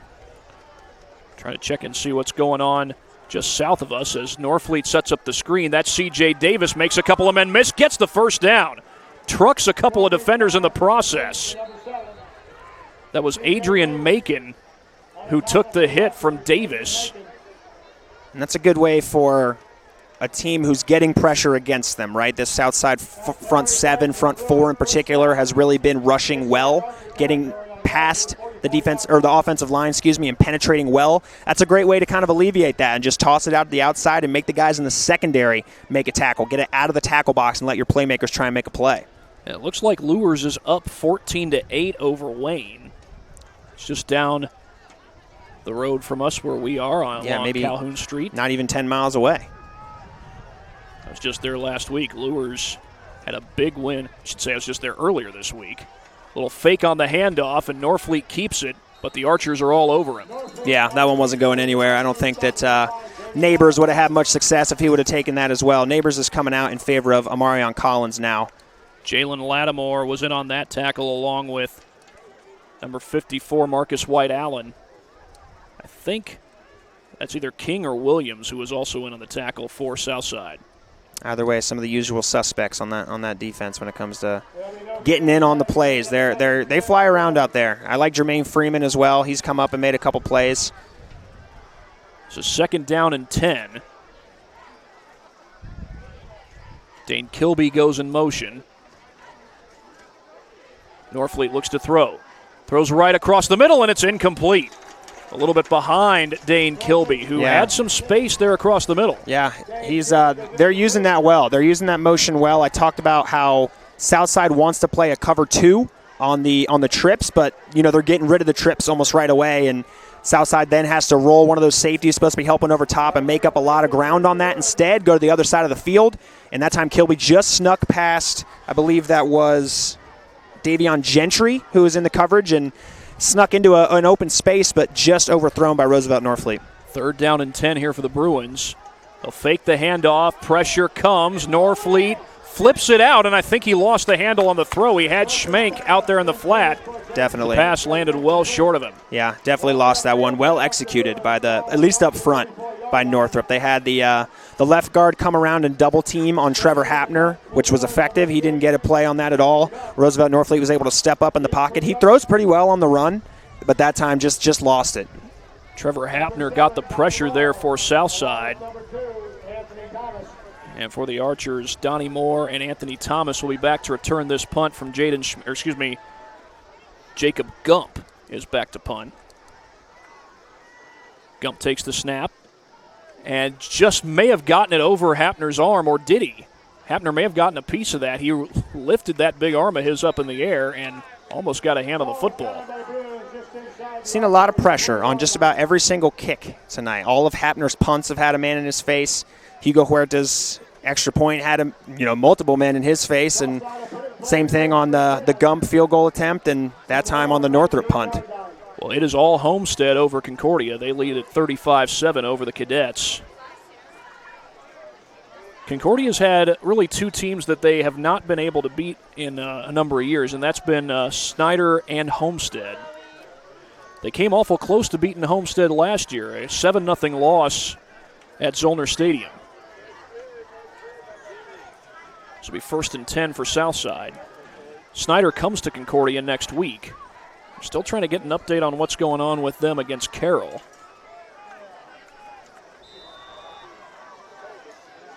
Lattimore lined up at tight end again. They've opted to do that instead of having him at fullback. Northrop shows pressure. English looks to throw. Goes out on the flat to Lattimore. That's complete. Lattimore shakes a tackle, and it looks like he's got the 1st down. They're going to mark it out across the 30. He needed to get to the 29 to move the chains. Matt Morgan pursuing him on the tackle for Northrop there. Pretty good job by him kind of pursuing and getting to him late, but by then Lattimore had broken a tackle. Rayshawn Boone tried to dive at his legs, but Lattimore just sidestepped that and got shoved out by Morgan late. And Ashton Johnson on the other side of that offensive line as a tight end, he's a little bit gimpy still. He's running routes out there and trying to make an impact, but he is a little bit gimpy. 1st and 10 from the 33-yard line for the Archers. English looks to throw. Penetration up the middle. Floats it to the sideline, and that's incomplete. And I tell you what, the closest man to where that ball was thrown was C.J. Davis. Yeah. No, good pressure by Damon Bainey, the main guy at the nose tackle position for Northrop. And Omarion Rogers did a great job. He blitzed on that play, but kind of kind of let Bainey guide where he was going, right? Bainey got in there first, had some good penetration, and Rogers just kind of went right off his butt, and then both of them were in the face of English, and one of them may have even got a hand on him as he was throwing. It's going to be 2nd down and 10, pistol formation for the Archers. And the handoff goes to Thomas off the left side, gets some blocks out in front, and Thomas looks like he's got the first down. I like the way that this south side offensive line is getting some push. Northrop struggled a little bit last week against Homestead on both sides of the trenches, the offensive and defensive lines, to get a little bit of push and penetration on defense and more than a stalemate on offense. So right now, Southside's winning that battle when they're on offense in the trenches. They're calling it 3rd down. They set the ball right at, it looked like the spot where they would have the first down, and now the referee's going to call for a measurement. Yeah, by that spot, that looks like it should be a first down. I think they should measure more. I think they skipped the measuring process more than they should. But I'm glad we're getting it right now. We'll see how it. I mean maybe even twice earlier this game we could have said that. So I'm glad they're measuring it right now. From my angle, it looks a little bit short, but they got a better view down there. Well, we'll see where the chains end up as chain gang is on their way out to measure.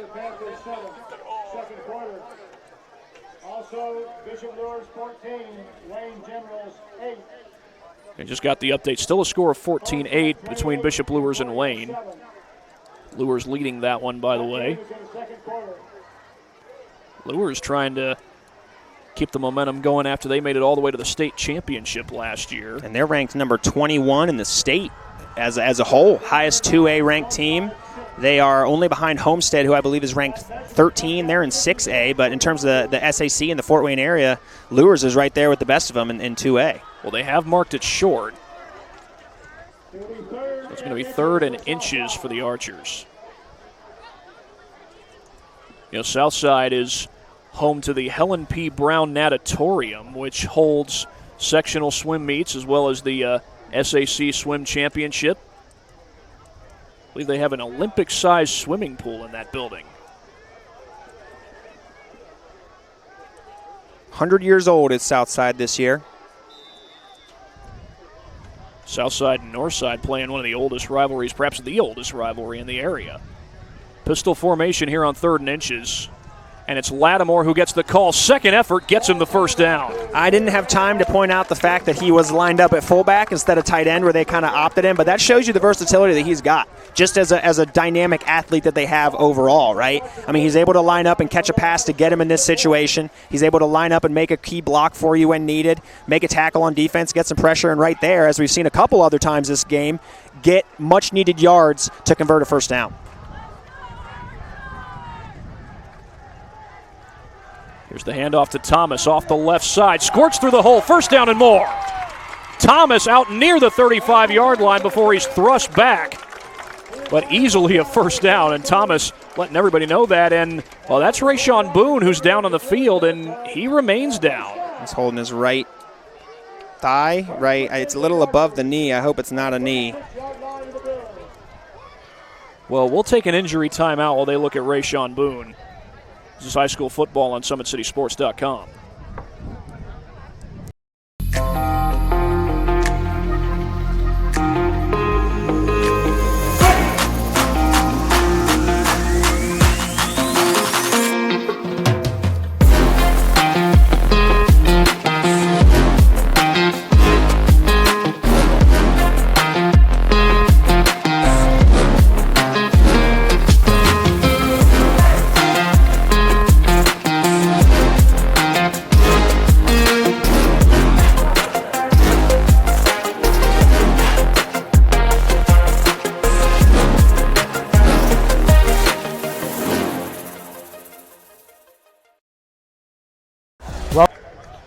Well, Rayshawn Boone is walking off the field mostly under his own power, but there's a little bit of a limp, so we certainly hope that this isn't too serious. It doesn't look very serious at the moment. Yeah, they struggled with some cramps late in that Homestead game as the game went on. We're only in the second quarter here, but it was hot when we started. I think it was the heat index had to be above 90. The temperature was flirting with 90. It's cooled off a little bit now. We've got some shade, and the sun's starting to go down a little bit, but doesn't change the fact that it's pretty hot out here, and these guys are really working their tails off. So we hope that Rayshawn Boone gets to come back in this game and perform. Going to be 1st and 10 for the Archers at the 36-yard line.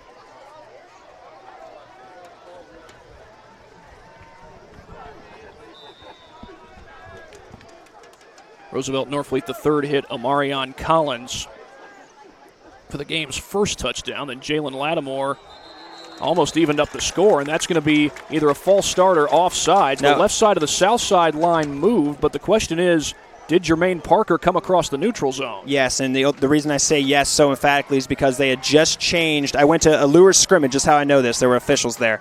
They were warning the defensive players, if you go up and fake at the line of scrimmage, even if you don't make the offensive player move, you can be flagged. That's a new rule in the IHSAA, as far as I know, as far as the official explained it to me, and that's exactly what happened there. So even if, Michael King didn't move on the offensive line, Jermaine Parker would have been the one to get flagged regardless, and he did. So it's going to be 1st and 5 after the penalty. English fakes the handoff. Pressure comes. He gets it away, and the pass is caught. That's Trevor Hapner, and he's got a first down inside the 25-yard line, and that might be Hapner's first catch of the game. No, he had the long one along that sideline. You're right, he had the 21-yarder. But no, he's a very reliable target, and what an effort and a delivery by Big Q English there, rolling to his right as the southpaw. Dropping that one wasn't a spectacular throw by any means, but well enough that Hapner can make a play on it. Took a hit himself and watched the play from the ground. That'll result in a first down. Big play from both Hapner and Q there. Southside hoping that they can get through Northrop before they have to go through the gauntlet the next 2 weeks, as Thomas gets the call here and then gets tripped up off the right side. I think Parker was the first to make contact. Dwenger comes in here next week, and then 2 weeks from now, Southside has to go on the road to play Snyder. Had a close game against the Panthers a year ago. Game that the Archers lost only by 1 point, if I'm not mistaken. It was a 2-yard gain on the last play. It's going to be 2nd down and 8 as we are inside 2 minutes to play here in the first half.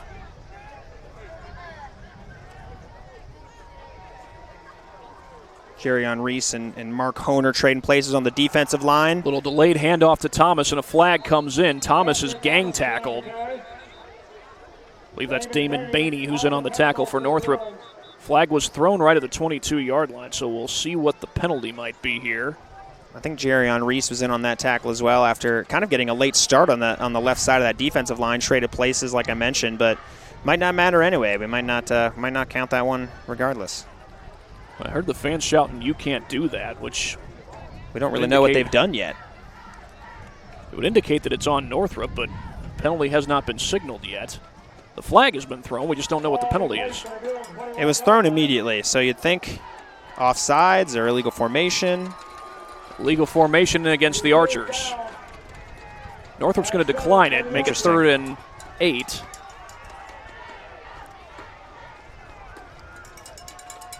And they show pressure here on 3rd down. English looks to throw.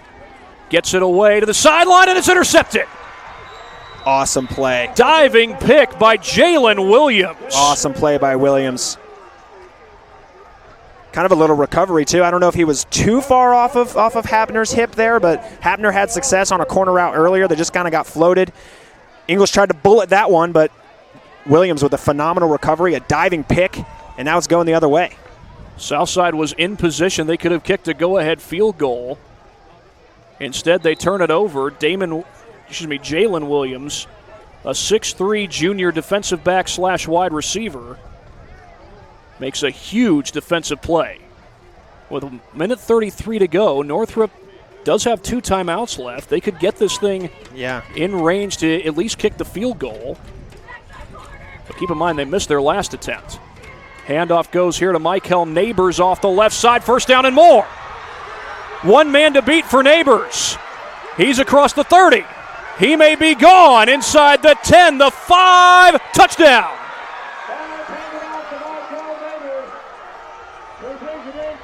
Big play touchdown for Michael Neighbors. Big time pancake for Damon Bainey on that left side.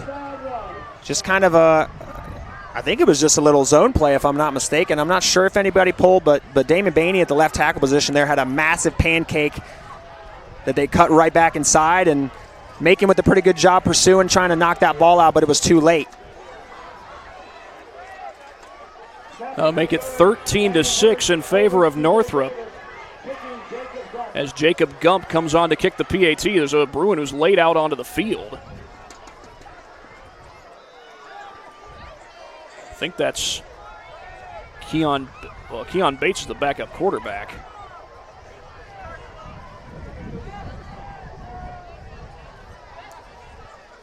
Southside looks like they're going to come after it, but a flag is down. Did somebody jump? Apparently it was Southside who jumped. Offsides? It's got to be encroachment since they stopped it. Somebody lined up in the neutral zone. Yeah, must have.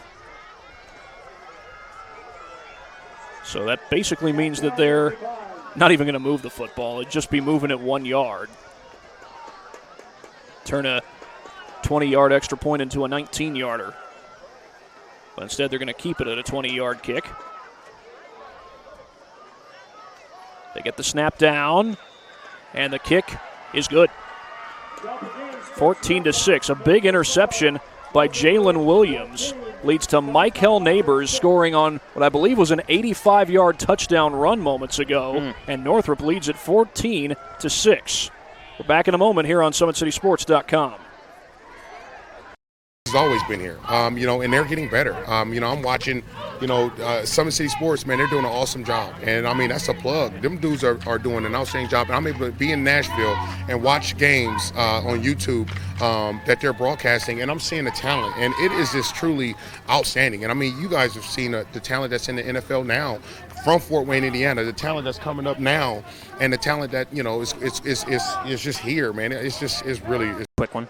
14-6 in favor of Northrop. Michael Neighbors, I believe, ran it in from 85 yards out moments ago. Either way, I think that's his first touchdown of the 2021 high school football season. Definitely. And I mentioned earlier that I haven't seen him get a ton of touches, but he was definitely rewarded for all his efforts in pass blocking and just the overall effort he puts in on that play. Kind of the trademark it's looking like of this Northrop offense through almost 3 whole halves of play here is just those huge explosive touchdowns. They've only had the one this game that's not been. Last week we mentioned they had, a 93-yard one and a 72-yard touchdown. So, huge plays are what's really fueling this Northrop offense right now, and Neighbors gets in on that action a couple moments ago. And that touchdown was set up by an interception by Jalen Williams that halted a red zone possession for Southside. Yeah, talk about a momentum swing. That was the second interception of the game for this Northrop defense. Jacob Gump to kick it away for the Bruins. It's a low-line drive kick, fielded right away. That's Isaac Lee on the return. Check that. That's actually Jaden Morris, number 21. He takes it up to the 40-yard line. They're not letting those balls drop anymore. They're not letting those kickoffs get out of reach. They're grabbing it and they're hustling. It's a good step forward. It looks like we've got a minute 12 left to go here in the first half. Archers do have time to get it at least into field goal range, or if they can get a big play, which they have gotten a few of them, they could at least get themselves in position to get 6 before the half. And from what they've shown today, they're very capable of that. Anthony Thomas will line up in the backfield with English going in the gun. Now, you don't have a tight end this time. You got both Habner and Ashton Johnson split out. English looks to throw, gets some pressure. Good block there from Thomas, and he finds his man. That's a first down. Great and that's protection. Isaac Lee who makes the catch. Great protection on that one by Anthony Thomas included, stepping up and chipping in with the block on a little bit of the leakage. But yeah, awesome job by Lee, kind of just sneaking behind some of those defenders. Looked like it may be a little dig route from that split out position, the split end. And yeah, we're looking at a first down. We talk about the big plays. Clock is rolling, though. We just hit 1 minute left to go in the half. Here's the snap to English. He looks to throw, goes to the sideline, and is that picked off? It is! Rayshawn Boone with his second of the game. Welcome back to the game, Rayshawn. Rayshawn Boone just stole that one. Third interception for this Northrop defense. And, we give out our Parkview Sports Medicine player of the game at the end of each game. We still got a ways to go before we make that decision. as to who gets that award, but this Northrop defense may have to share the honor. Early favorites, for sure. Jalen Williams with the big swing. I think maybe a more impactful pick, we'll call it. But, yeah, Rayshon Boone kind of pacing this defensive backfield that's got some talent. And, you know, what a gutsy dive right there, I guess, coming out of the game with what appeared to be a knee injury. And that's the first play I've seen from him since. Snap to Norfleet. Pressure comes. Norfleet trying to escape, and he will not. He's thrust down from behind. Trevor Hapner finished the tackle. First to get to him was Christian Benzinger. And that there's what you call a coverage sack, as we hit 35 seconds left in the half here. But good job by each of the defensive ends, the ones we've mentioned. You know, Lattimore and Hapner kind of squeezing, making Norfleet have to step up in the pocket, but the good coverage downfield made him try and rush it. Good job of Benzinger shedding his block and making the tackle initially. 2nd down and 12 after the negative play. I think that's got to be at least 3 or 4 sacks for the Southside defense at this point. Each team has gotten after the quarterback so far as Norfleet looks to throw, pressured right up the middle. Pass is complete. C.J. Davis out running across midfield. He's tricked down at about the 48, maybe the 47. I think that was Freeman who saved the touchdown. And the clock has run out. That's going to be the end of the first half, as Northrop, after that pass play, looked like they had a good drive going, but unfortunately the clock was winding down. Unfortunately for the Bruins, that is. The clock was winding down after the sack. There's another screen. You've seen a lot of the screen success they've had. That's something Southside will have to address here at halftime. Northrop does have the lead at halftime, but a close ball game. 14-6 your score. We'll be back after this break as we get closer to the start of the second half here on SummitCitySports.com. I was once a Southside kid who was led on a journey by high school football. A journey that taught me discipline, toughness, and the skills that made me a success. As a businessman with a CPA license who owns his own firm, I still use the building blocks of high school sports in my everyday life. Someday sports will end no matter what level you reach, but you will be left with the skills to compete in the next game, the game of life.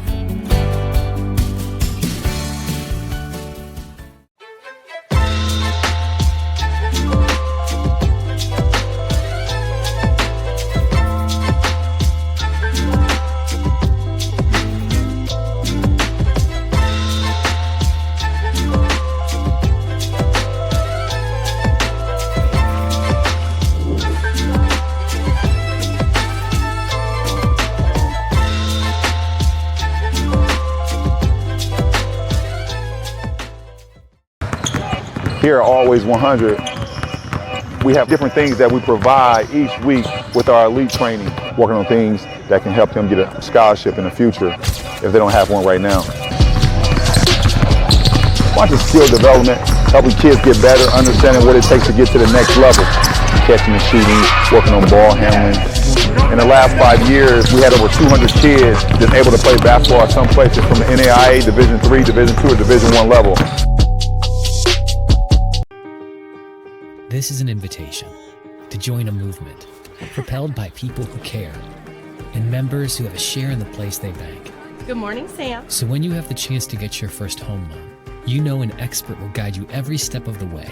Or when it's time to buy your new car, you'll be treated like more than just a credit score. Good news, ProFed can get you that payment. This is an invitation to a place where simply belonging can help enrich your whole community. ProFed Credit Union. You're invited. We are at halftime. Northrop with the lead over Southside. A close game, an interesting game so far. Both teams have gotten good penetration from their defense. We'll go ahead and get in a quick break and a quick word from one of our sponsors. At Parkview Sports Medicine, it is game on. We are the region's largest integrated sports medicine team, providing athletes with specialized services from improving their performance to recovering from injuries. To learn more, go to parkviewsportsmedicine.com. That golf along with Blake Baker. Caleb Roth is our camera operator. And Blake, I believe we've got an update from Carol Snyder. That's right. It appears to be halftime. There's a clock running on the broadcast that is working now, and it appears that the band is on the field, so I'm guessing that it's halftime, but the score is 20-14 in favor of Carroll. So that appears to be a close game as we anticipated through one half there at Spooler Stadium. Snyder is coming off a close win over at Chambers Field on the campus of Northside High School. Of course, Northside, the hated rivals of the Southside Archers. But Snyder won that game on a last-second field goal by, I believe it was Nick Talamontes who kicked the winner. What a game that was. Yeah. And speaking of that game against Carroll, Carroll's in the lead right now, and that could stay that way till the end. But 2 years ago, in Week 2, when Carroll went to Spooler Stadium, the Panthers won the game on a blocked field goal, blocked extra point. Reese Thomas coming up with that. He, of course, has since graduated, but that is certainly one of the biggest plays of Reese Thomas's career and one play that they'll be remembering for a long time over at Snyder. But here at Southside, they are down on the scoreboard, but Southside has shown some good effort. They've moved the ball well. Probably the one thing that they need to fix has got to be the turnovers. No doubt. Yeah, that's something that plagued them last week. They haven't done as poor a job at answering. You know, they kind of let it get away from them, and points resulted from those turnovers last week against Concordia. That was really the bugaboo of that offense. Right now, they've kind of dug deep on defense. I like the way they're playing. They're flying around. They showed some of that last week, but we've seen some big plays, but not quite as frequently as Concordia had them against Southside. So, yeah, it's just a matter of kind of keeping that ball. They haven't all been, we're talking about an Anthony Thomas ball that on a for-sure touchdown he just dropped, right? These are more contested ball that Rayshawn Boone makes a great play on. So I think there is a little bit of improvement there. That's the one thing that Coach Lee was excited to see his team improve on, was the execution and kind of holding that on, and the sloppiness not being there. I think that has improved a little bit, but yes, they do have to hold on to the ball definitely if they want to end up winning this game, Thad. The interior defensive line has really come to play really for both teams. We've seen it definitely from Northrop getting after Quincy English in the passing game, making things difficult for him. Now, to his credit, even when that has happened, at times English has been able to find the open man. No doubt. He's doing a great job. I like his decision-making. I think he does a good job. Even we've seen him come over and talk to Aaron Choice, the offense coordinator, Tiny Lee, the head coach, after plays have happened.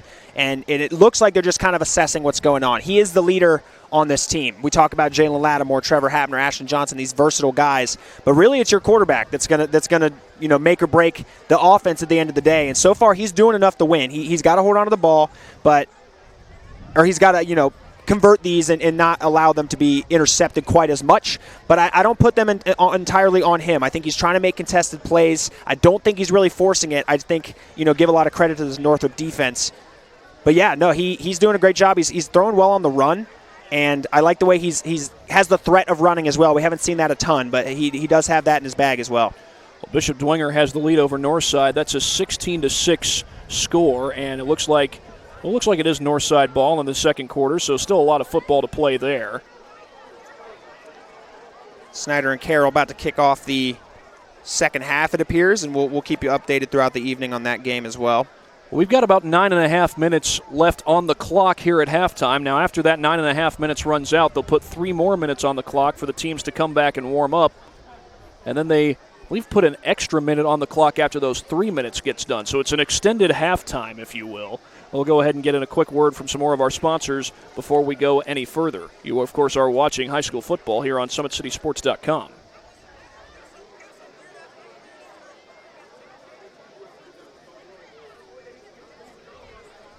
Big Eyed Fish has been around the Northeast Indiana area for generations. Like their Facebook pages for updated promotions and enjoy the best fish in Fort Wayne in a family-friendly environment at Big Eyed Fish. Kelly Automotive Group is Indiana's #1 automotive group with over 1,000 new vehicles and 500 pre-owned vehicles to choose from. Please visit drivekelly.com. Simple, transparent, and reliable.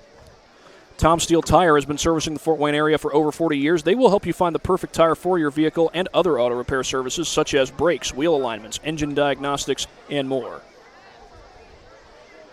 We're at halftime. Northrop with a 14-6 lead over Southside. We'll be back after this break here on SummitCitySports.com.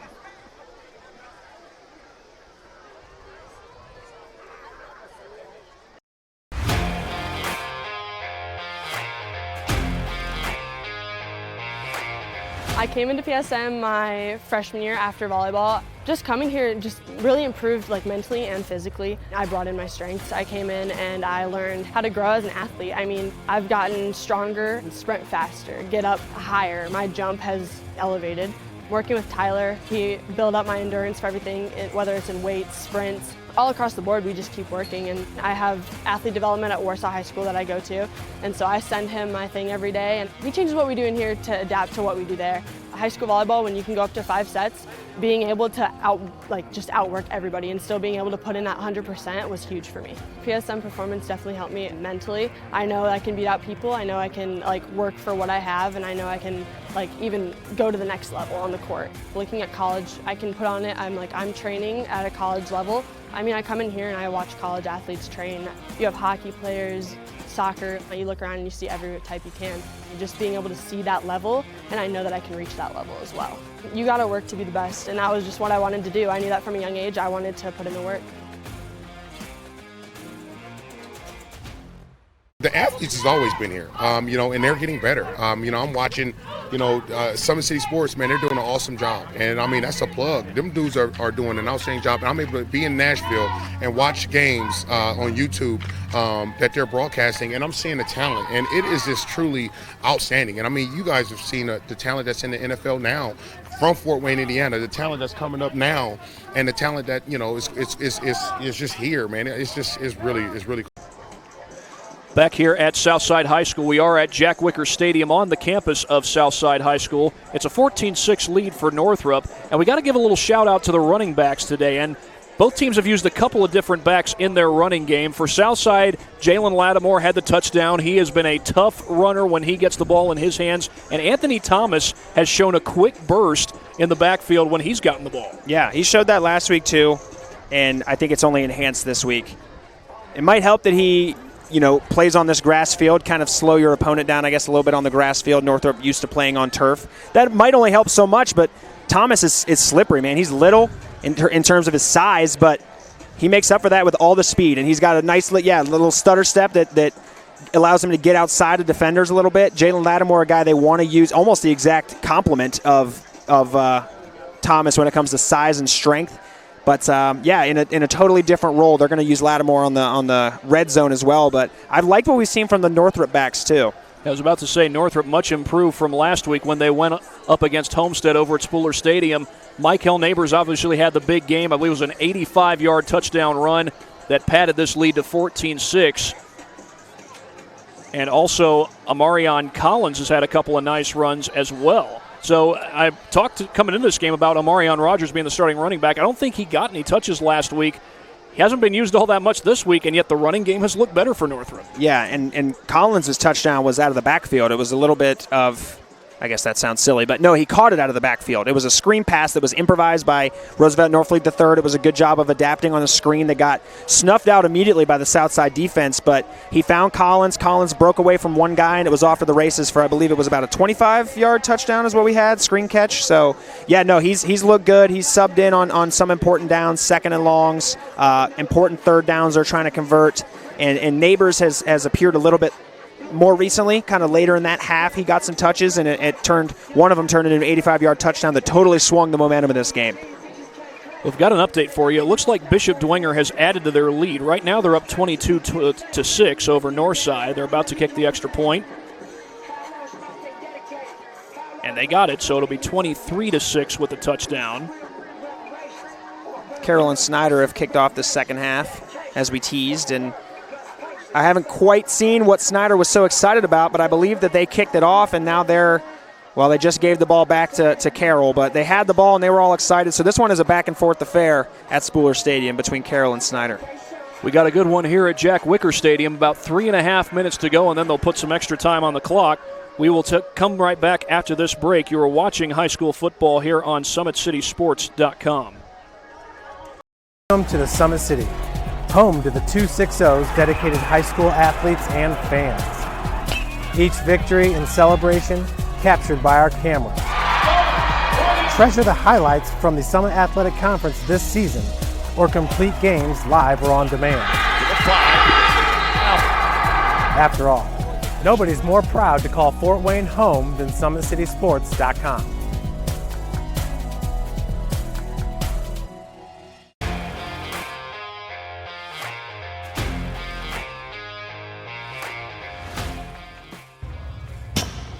I like to stay active. I try to come in here at least 3 times a week and just get my 1 hour workout in.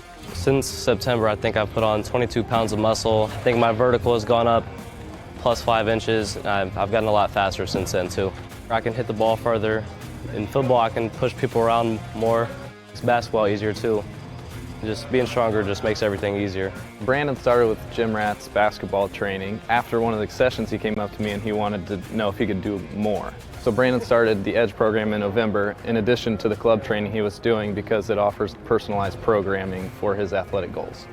PSM Performance uses a long-term athletic development pyramid. At such a young age, it's really good for Brandon to set the foundation of athletic development. Since he is in season all year round, he has to be ready for all the physical demands. So he does a lot more strength training, just because in basketball he sprints and cuts a lot. In baseball he's doing a lot of sprinting. In football he does a lot of sprinting and jumping. So preparing him to withstand the physical demands of those games, he does a lot more strength training. I like all the lower body stuff the best. I do goblet squats, split squats, back squat, front squat, a lot of those. Tyler knows what's best for me. He always points me in the right direction. He just pushes me to go harder every day. I was once a Southside kid who was led on a journey by high school football. A journey that taught me discipline, toughness, and the skills that made me a success. As a businessman with a CPA license who owns his own firm, I still use the building blocks of high school sports in my everyday life. Someday sports will end no matter what level you reach, but you will be left with the skills to compete in the next game, the game of life. Thank you for watching Summit City Sports. To help broaden our coverage, we're asking you to become a monthly sponsor to our Patreon account. We produce weekly highlights and live video broadcasts. When the Homestead girls golf team won its first state title in program history, we were there. When Fort Wayne brought back 3 state titles in cross country, we were there. We believe in sharing positive stories and setting the standard for how high school sports should be covered. Join us and donate today.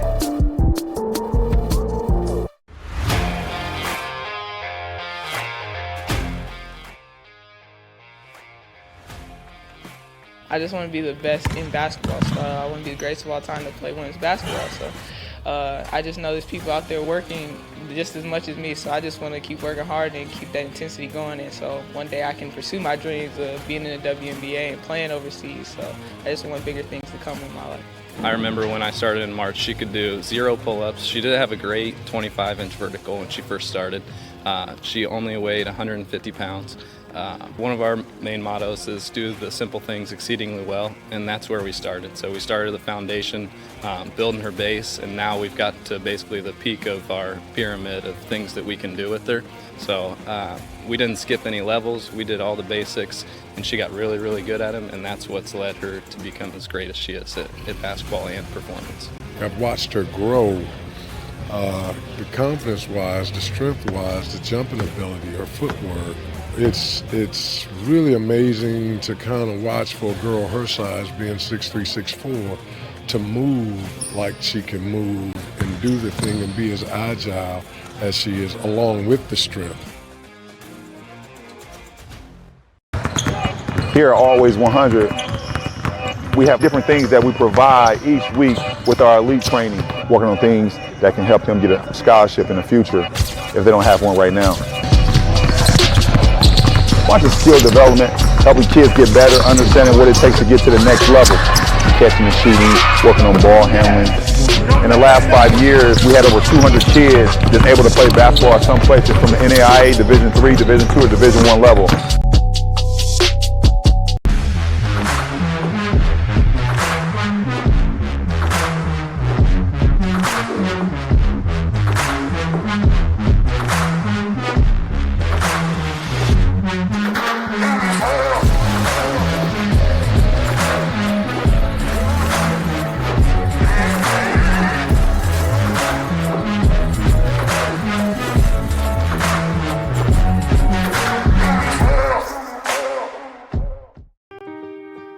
This is an invitation to join a movement propelled by people who care and members who have a share in the place they bank.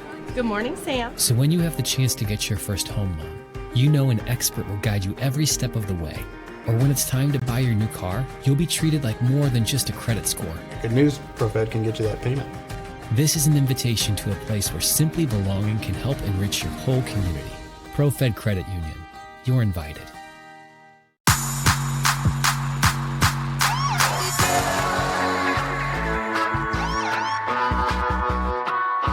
I choose to do whole body cryotherapy after practices, games, and training.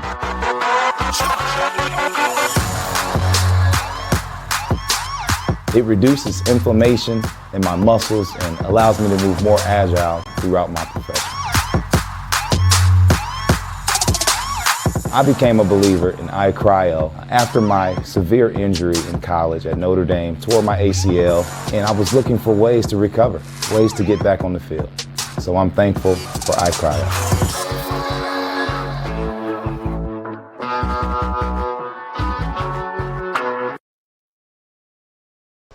Well, by the looks of things, it seems as though we're going right into the second half.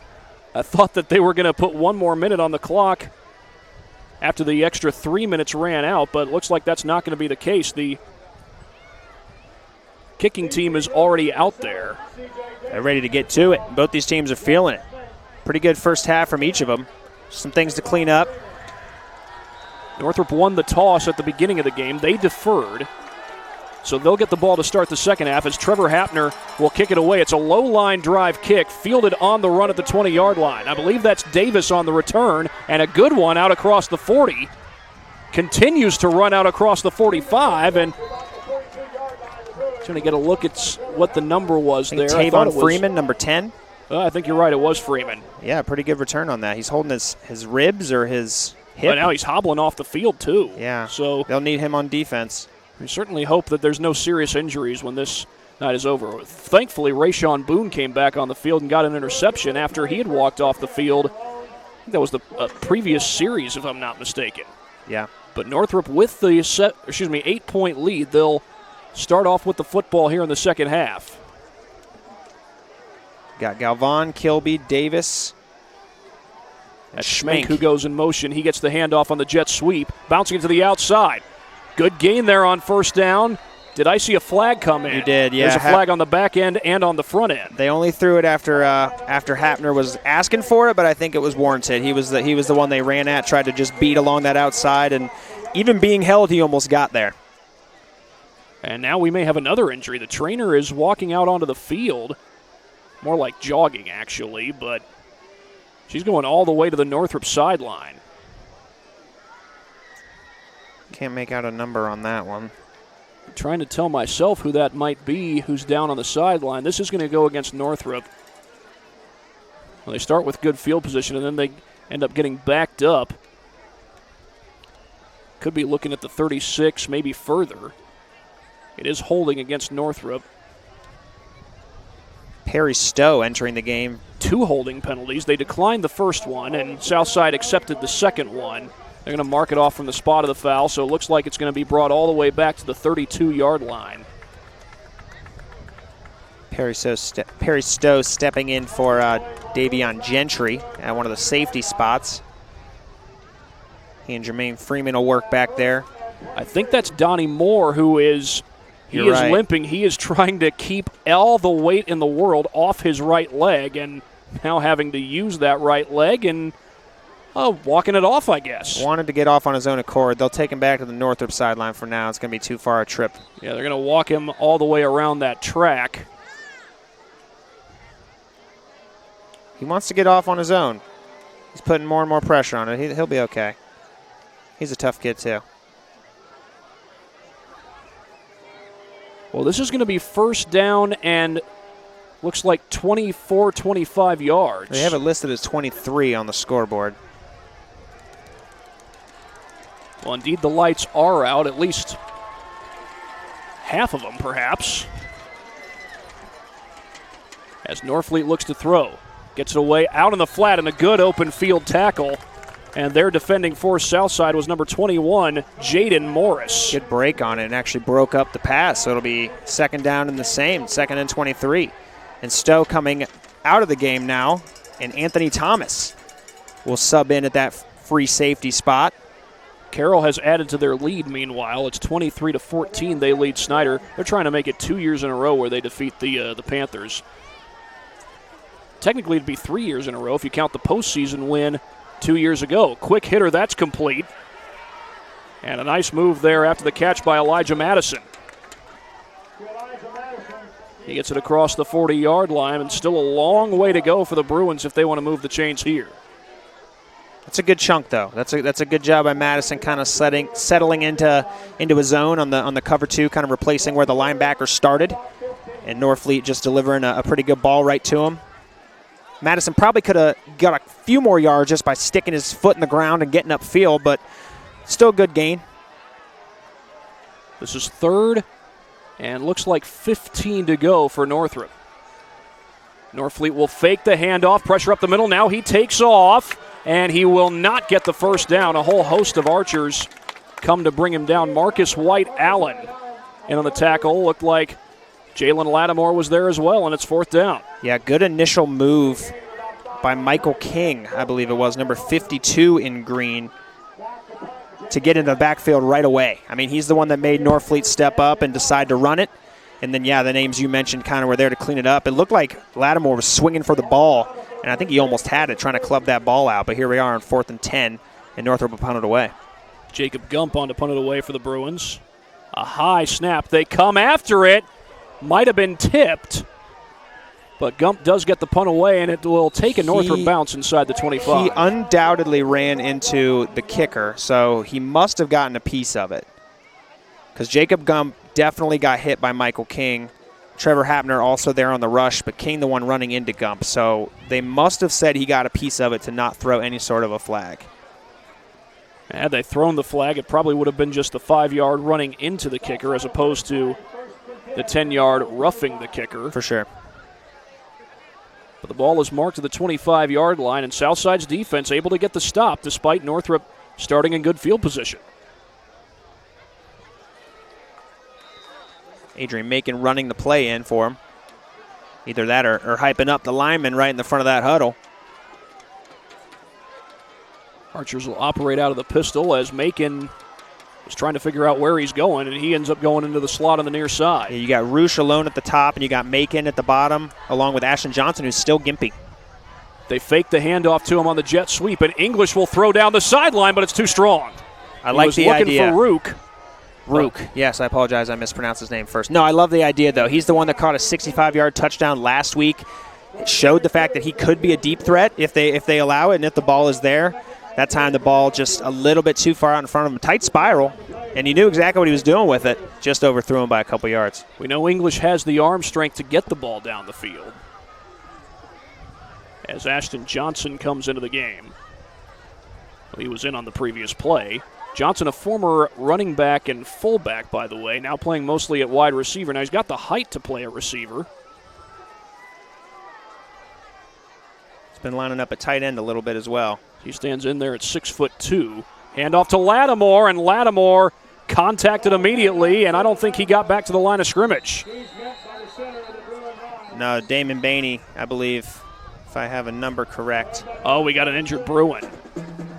Damon Bainey, the initial contact on that to stall him, and then, yeah, a whole pack of Bruins came in and made the tackle and made the play. Now, Bainey is not the one who's injured. No. There he is walking along the sideline, but the trainers will come out to look at the injured player, and we'll take an injury timeout here on SummitCitySports.com.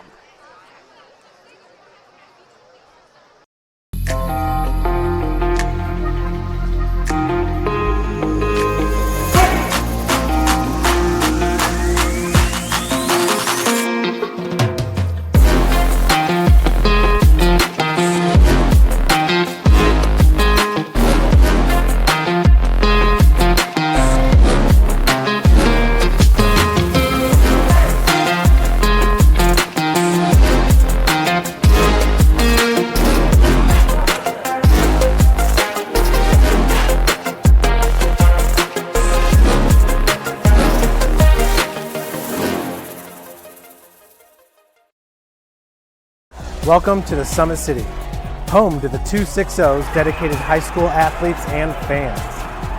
Each victory and celebration captured by our camera. Treasure the highlights from the Summit Athletic Conference this season, or complete games live or on demand. After all, nobody's more proud to call Fort Wayne home than SummitCitySports.com.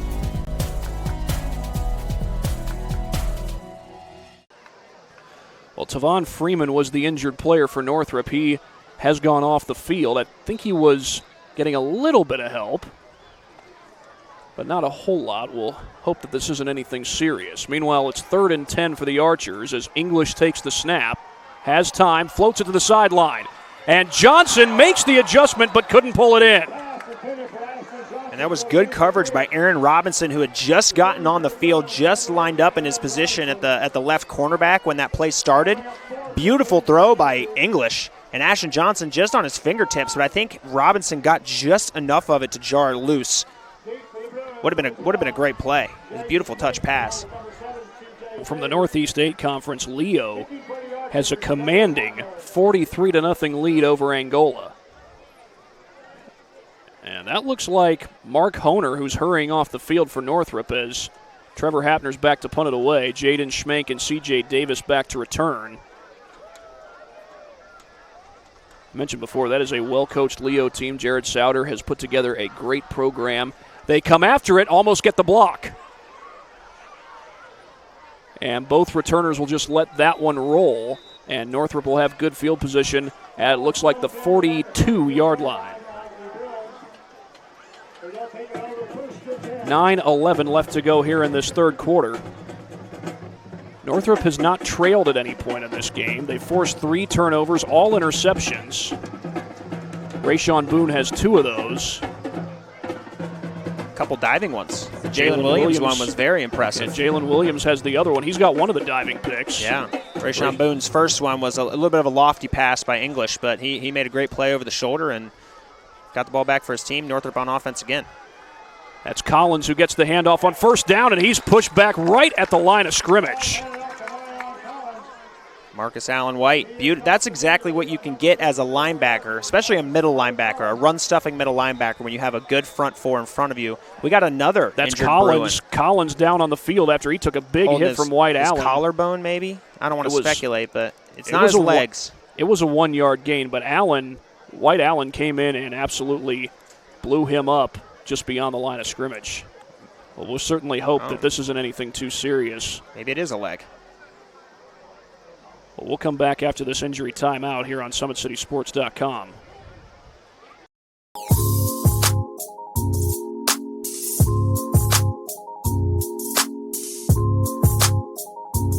There are tons of benefits to using compression therapy, but my favorite are speeding up muscle recovery, reducing swelling and inflammation, and improving my athletic performance.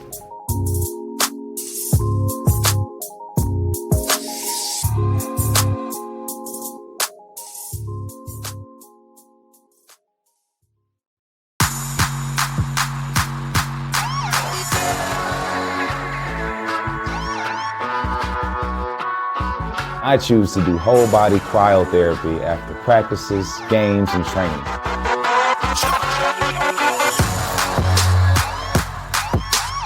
It reduces inflammation in my muscles and allows me to move more agile throughout my profession. Jalen, 14-6. Obviously, you just heard there from Jalen Smith, the Bishop Luers graduate and linebacker for the Dallas Cowboys, as Roosevelt Norfleet III rolls to his right, runs into trouble, and he will be sacked. Taking him down there was Michael King III. Getting an ovation from the Southside student section. Excellent job. He has been great taking up space, penetrating, pressuring the quarterback from that nose tackle position. He's rocking the baby right now, and he's earned it. He and Lattimore both getting really excited. A couple leaders on that defense who performed really well tonight. This Southside defense has gotten excellent penetration. You've seen a lot of it from the interior linemen, and I believe King was lined up there on the outside, if I'm not mistaken. He's lined up on the interior here. That's Hapner on the outside. And this is 3rd down and 18. Pressure comes. Norfleet gets it away, but it's too high. Beyond the reach of Jaden Schmank. There was double coverage in the area. Yeah, Norfleet avoids the turnover, but it will be a punt. You could see that one coming right away. You know, I believe that's Jermaine Freeman is the one kind of crashing down. He's got in a cover 2. He's responsible for almost replacing where the cornerback starts, which was Adrian Macon on that play. And Schmeck just kind of snuck behind him into that open zone, just a little bit too high for Norfleet. Had enough time on it. Just, I don't know if he tried to deliver it, over somebody. Maybe he was getting pressured a little bit, but just too high regardless. Anthony Thomas and Donnie Moore back to return the punt from Gump. Gump has it blocked. Was that Hapner who got it? I believe it's going to be Southside football regardless. A little bit of a low snap, too. It was hard for Gump to we've seen a lot of high snaps in this one from both sides. That one was low. Took Gump just a split second left. And we mentioned, I think every single punt, every single kick, we've had some sort of penetration. That time it came to a head. And Hapner, who is just doing it all. He's gotten it away from a lot of Northrop rushers as the punter. That time he takes it for his own and gets excellent field position for his Southside offense to start. And this is where you really get some energy. We felt it a couple times. They delivered on it once. This would be another great time for Q and company to deliver again. That replay you just saw was brought to you by Traction Athletic Performance. So trying to get an update on Northside versus Bishop Dwenger. Dwenger had been padding their lead when we last checked, although Northside has put up some high-powered offensive numbers in recent years. Now, last year they had Deuce Taylor as their starting quarterback, but that's a program that has been improving year by year, back when Michael Brevard was the head coach, and now Ben Johnson Jr., the former offensive coordinator, takes over. And here's the handoff to Anthony Thomas off the right side. Thomas turns it upfield, gets it down to the 15-yard line, and a good gain on first down. And a lot of misdirection on that play. Ashton Johnson kind of came across the formation, and once they snapped it, ran back across. I don't think the Northrop linebackers are really fooled. I think Anthony Thomas just hit the hole so hard that they couldn't quite get the step there. They gang tackled on it. Good job there, but it was 5 yards, 6 yards deep. And a whistle blown by the officials. It's going to be a timeout taken by Southside. And we will take a break here on SummitCitySports.com.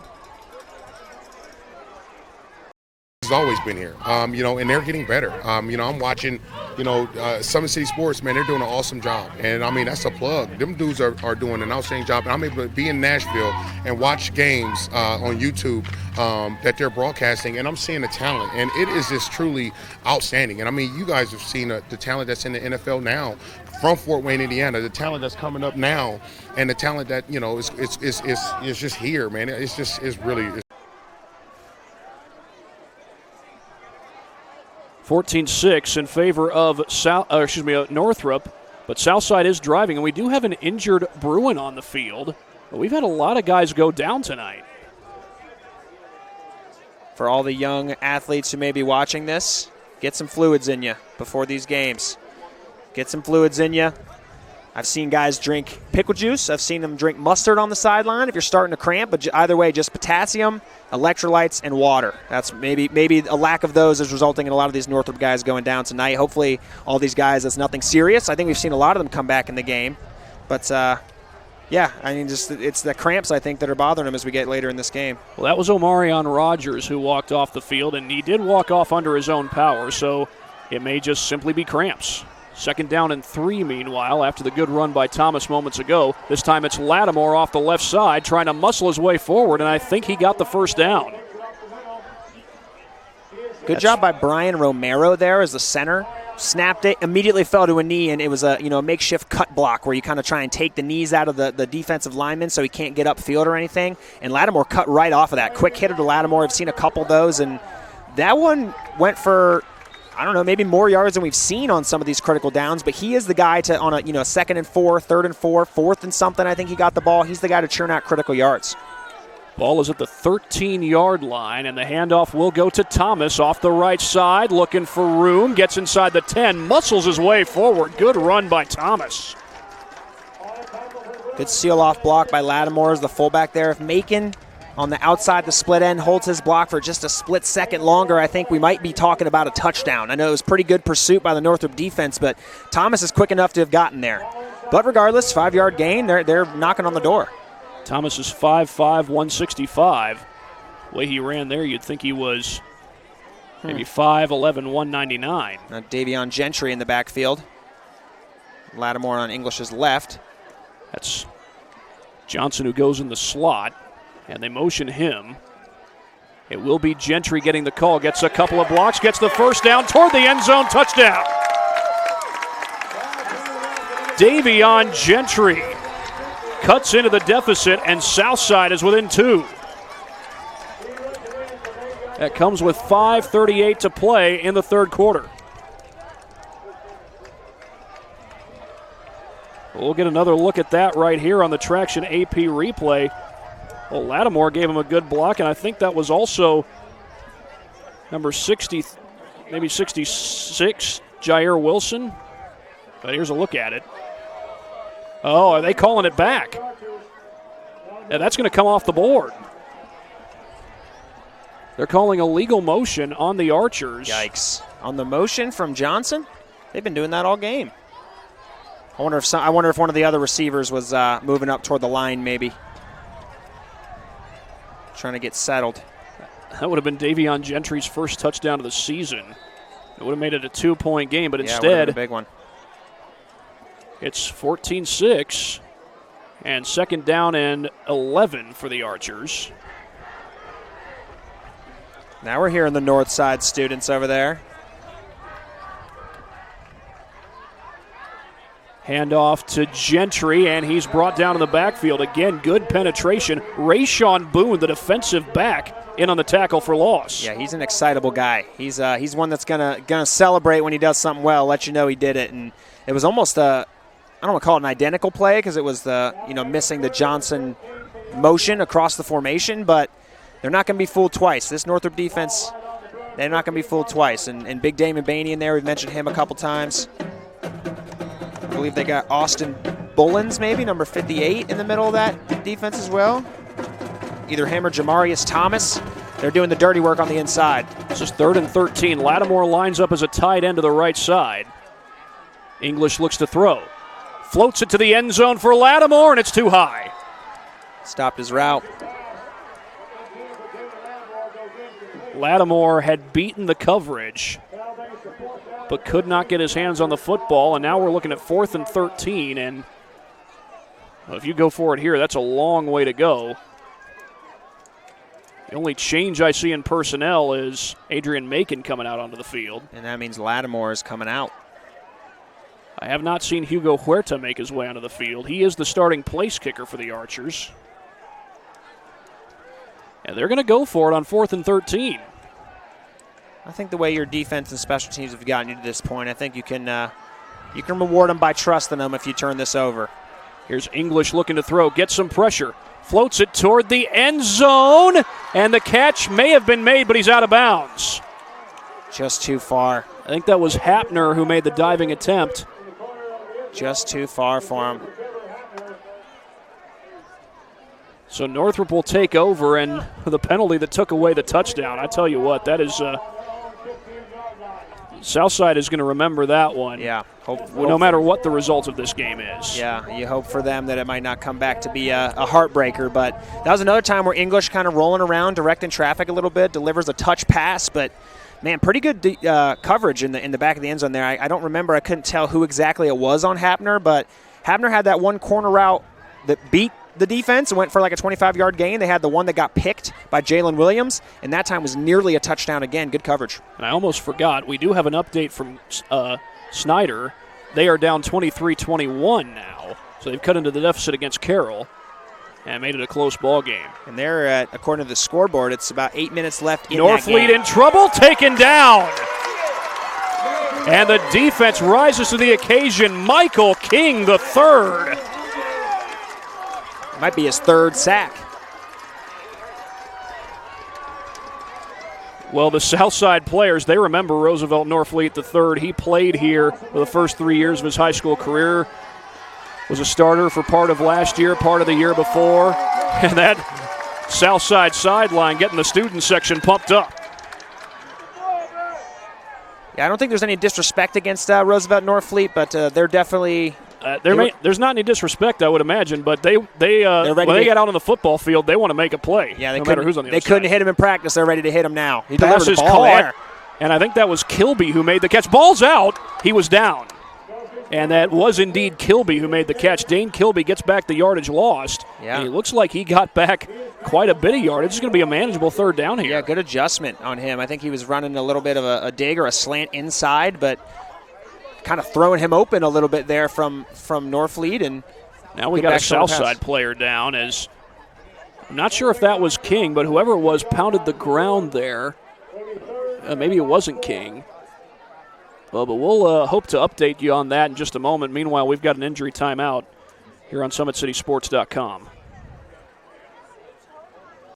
Has always been here, and they're getting better. I'm watching, Summit City Sports, man, they're doing an awesome job. And, that's a plug. Them dudes are doing an outstanding job. And I'm able to be in Nashville and watch games on YouTube that they're broadcasting, and I'm seeing the talent. And it is just truly outstanding. And, you guys have seen the talent that's in the NFL now from Fort Wayne, Indiana, the talent that's coming up now, and the talent that, is just here, man. It's really – we just got an update for you. Bishop Luers, I believe, leads 26-8 over Wayne, and Bishop Dwenger leads 29-6 over Northside. But right now, the big concern for Southside here is the health of, I thought it might have been King at first, but I couldn't quite tell the number. Come to think of it, that might actually be King standing up there on the far side of the field. You can see Marcus White Allen, so it's definitely not him. It's hard to tell what the number is. We've seen a lot of players cramp up. In some cases it's been cramps. In some cases it may be, or at least may have looked initially more serious. I don't think we've had any serious injuries in the end yet. You hope not. And I think I'm trying to kind of by the deduce, I guess, who it is by seeing who all is out there standing. I don't see Adrian Macon. Come to think of it, I might do have been see number Adrian 7. Macon. It might have been number 7, which is Donnie Moore. Donnie Moore is a Wayne transfer. He's a multi-sport athlete, played basketball as well as football. Wayne is not too far from Southside. Well, the athletic trainer, Lisa Brack, is getting her work cut out for her tonight. That is Donnie Moore she's helping off the field. And he's walking mostly under his own power. But meanwhile, Northrop is going to be faced with a 3rd and 3. This came up with a turnover on downs moments ago as Southside went for it on 4th and 13.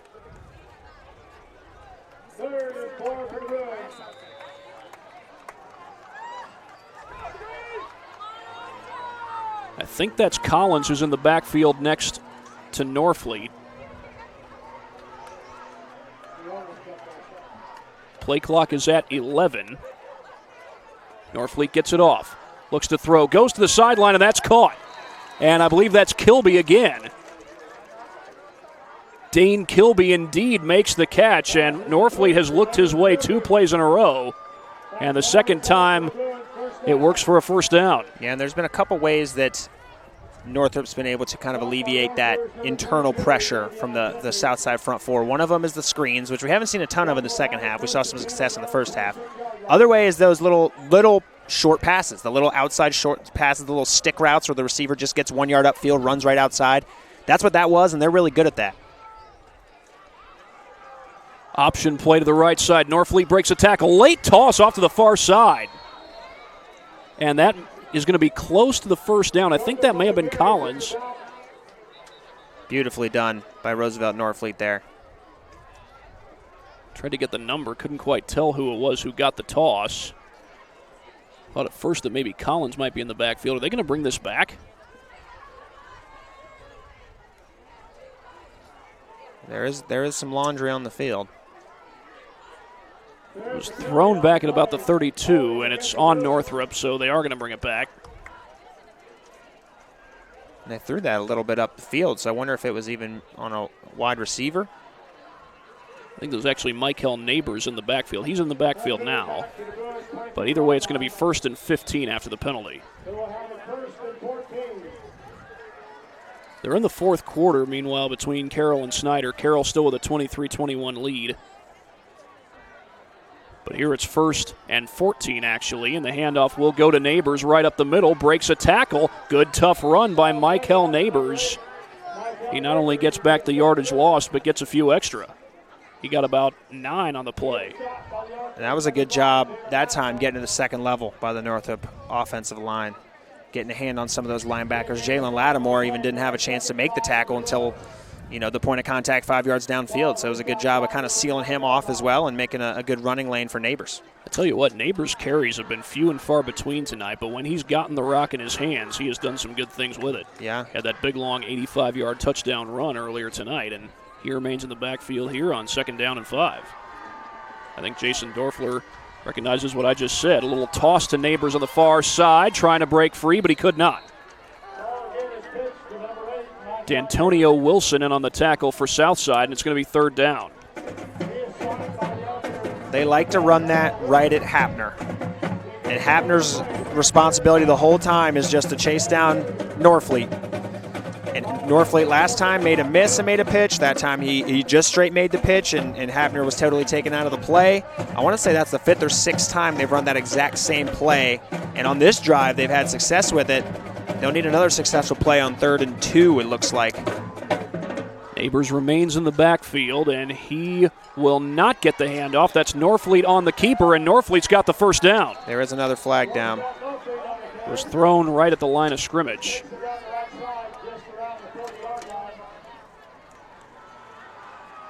These officials are kind of discreet with their flag tosses. You don't normally see it until everything kind of clears. Sometimes they make it kind of known that they're tossing a flag, but not these guys. There would have been a 1st down had it not been for the penalty. There's Guy Lee pointing. He knows who it's against. Oh, yeah. And it's another holding penalty. Well, that was a lot of interior pressure once again from Michael King III, and I want to say that Arion Williams is out there with him. Yeah, he's another guy on the inside there. It's going to make it 3rd down and 12.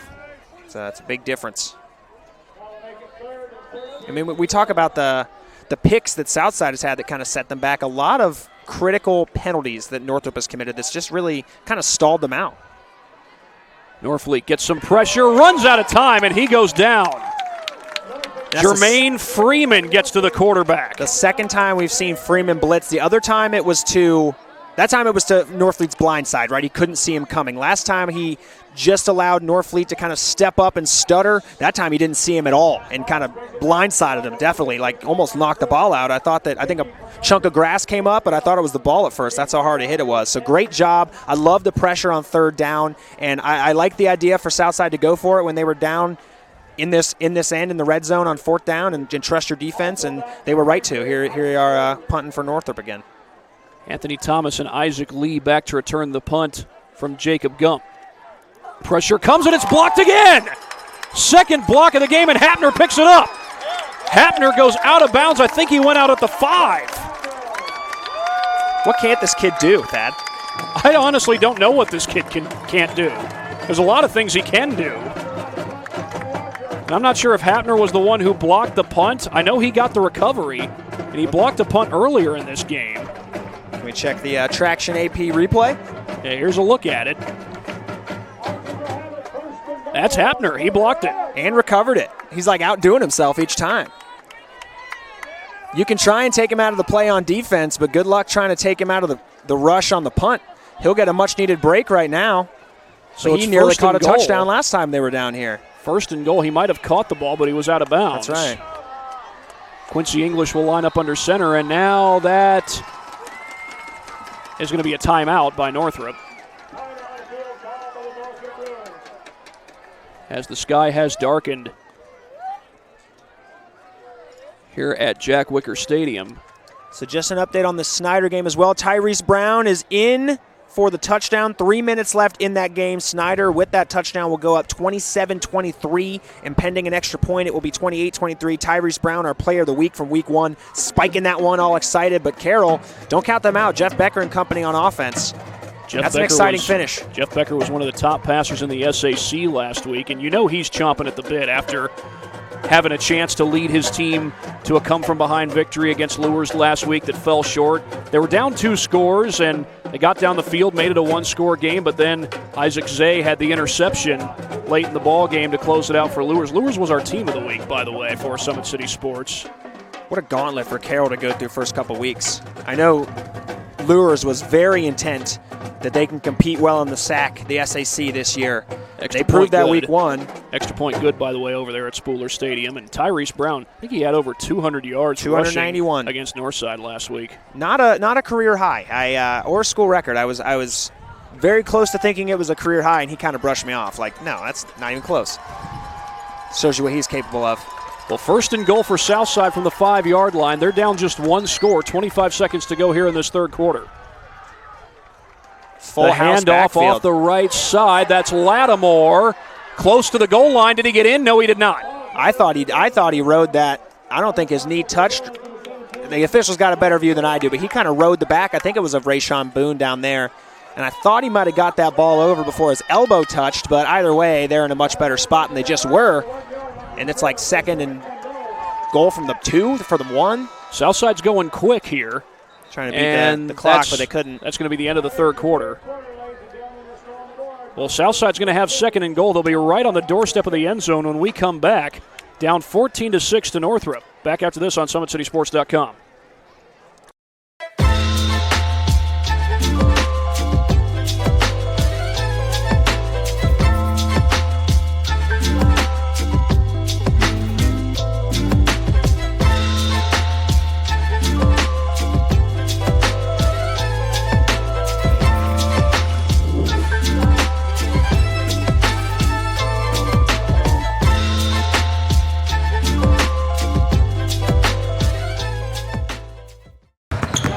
Here at Always 100, we have different things that we provide each week with our elite training, working on things that can help them get a scholarship in the future if they don't have one right now.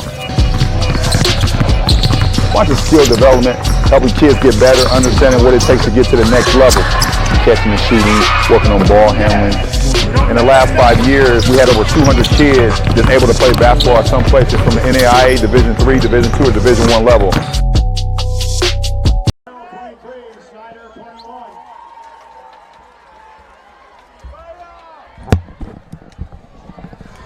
14-6, Northrop leads Southside. It's going to be second and goal right at the doorstep for Southside. They can make this a 2-point game with a touchdown. And you can guess what they'll do after they get the touchdown. That is, if they get it. Looks like they're actually going to be right at the 1-yard line. Maybe the 2, it looks like, based on where that ball's been spotted. But Jalen Lattimore has been a tough customer with the ball in his hands. Put your 4s up, Archer faithful. This sideline is hyping them up. It's exactly what they wanted out of this first home game. Pretty good crowd here tonight. Some energy in the building. Something that they were really excited about, really looking forward to getting some momentum back in this program. And a touchdown right here would do a lot for the momentum in the game. Official was trying to get the ball spotted there. He does have it spotted now.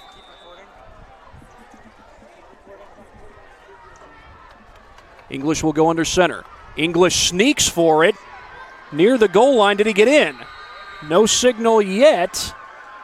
And I think he may have come up short.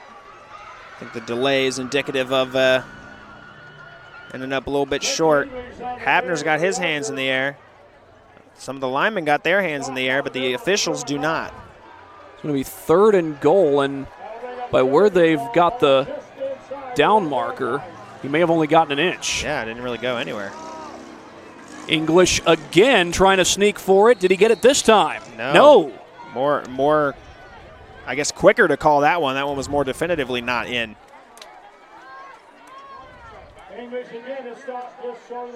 So now it's going to be 4th and goal.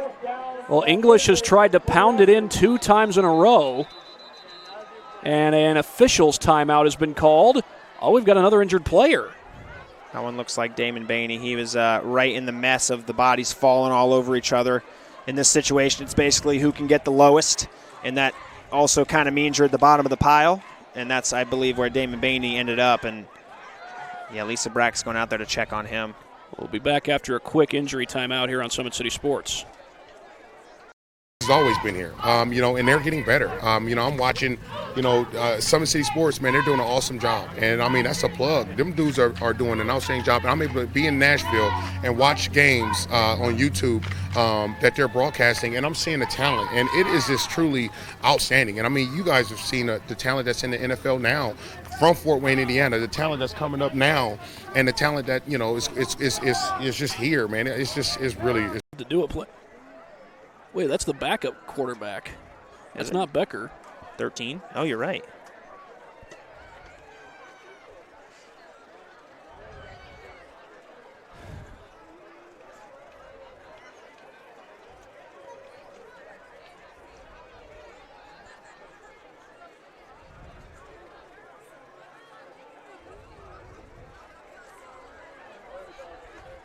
A lot more attention to Mahoney going on right now. 14-6, Northrop with the lead over Southside. It's going to be 4th and goal here, but Damon Mahoney being helped off the field. He's a guy that's been grinding all game long. Plays both sides of the ball for him. Nose tackle. Got some snaps at center last week. We've seen him at left tackle this game, making some crucial blocks. Really helped spring that Michael Neighbors 85-yard touchdown that swung the entire momentum of this game and really took a lead at that time. Well, Southside was in the red zone the last time they had the football. They turned it over on downs. Well, this is 4th and goal. Looks like from about the 1, maybe the 2-yard line. Quincy English has tried to pound it in twice in a row, but it's been to no avail. He'll go under center here. And he'll hand it off this time. That's Lattimore. Pounds his way. Touchdown, Southside. With some swagger. See, I like that. You have the full house backfield in there. You don't need to sneak it 2 times in a row. I like a sneak maybe on a 3rd down and 1 when it's more guaranteed, but on a 3rd and 3, give it to somebody like Lattimore. They definitely planned on getting him more involved in the run game in the red zone, and it's worked out tonight. He's got both their scores. And now the Archer is going to go for 2 here. Had a missed extra point earlier in this game. That's why the score stands at 14-12. They'll try to even up the score. Play clock is at 12 as they break huddle. It's now down to 9. Same backfield look. Play clock down to 4. English under center. It's down to 1. Apparently they just got it off. Lattimore gets the call again, turns it upfield and scores. Same play, just the other way. Same play, just the other way. Why fix it, you know? Jalen Lattimore had 4 carries for 22 yards last week. He's probably had 4 carries in the red zone alone tonight, and 3 of them resulting in, what is that, 2 touchdowns and an extra point? Or 2 touchdowns and a 2-point conversion. Yeah, I'm not a math guy, but I think that's 14 points there, Thad. That's 14 points, and it's there on the scoreboard, tied at 14 here at Jack Wicker Stadium as Southside won just 2 games all of last season. Their first win of the year came, it was here at home. It was against the Wayne Generals, but they would love to get their first win of the season very early on against a team like Northrop. And, of course, obviously they're going to be going through the gauntlet the next couple of weeks when Dwenger comes in here next week, and then they go on the road to play Snyder 2 weeks from now. But right now the big concern for Southside is focusing on Northrop and trying to get the win, and they've evened up the score. No doubt. This is a team that they're not worried about the past, right? This is a new regime. This is a new era. I asked Tiny Lee if it felt like a brand new era, and he said yes. And if you're in the stadium here tonight, you are feeling that. And they're excited. They're pumping up the student section. It's busy in here. They're getting busy on the field. They're feeling good, and they got a whole 4th quarter to go. This is a very crucial game, and a game that Southside is very focused on winning right now. Northrop's got to respond. Well, Trevor Hapner, who blocked the punt that started that drive and also recovered that block punt, will come out to kick it off. Jaden Schmank and C.J. Davis back to return the kickoff.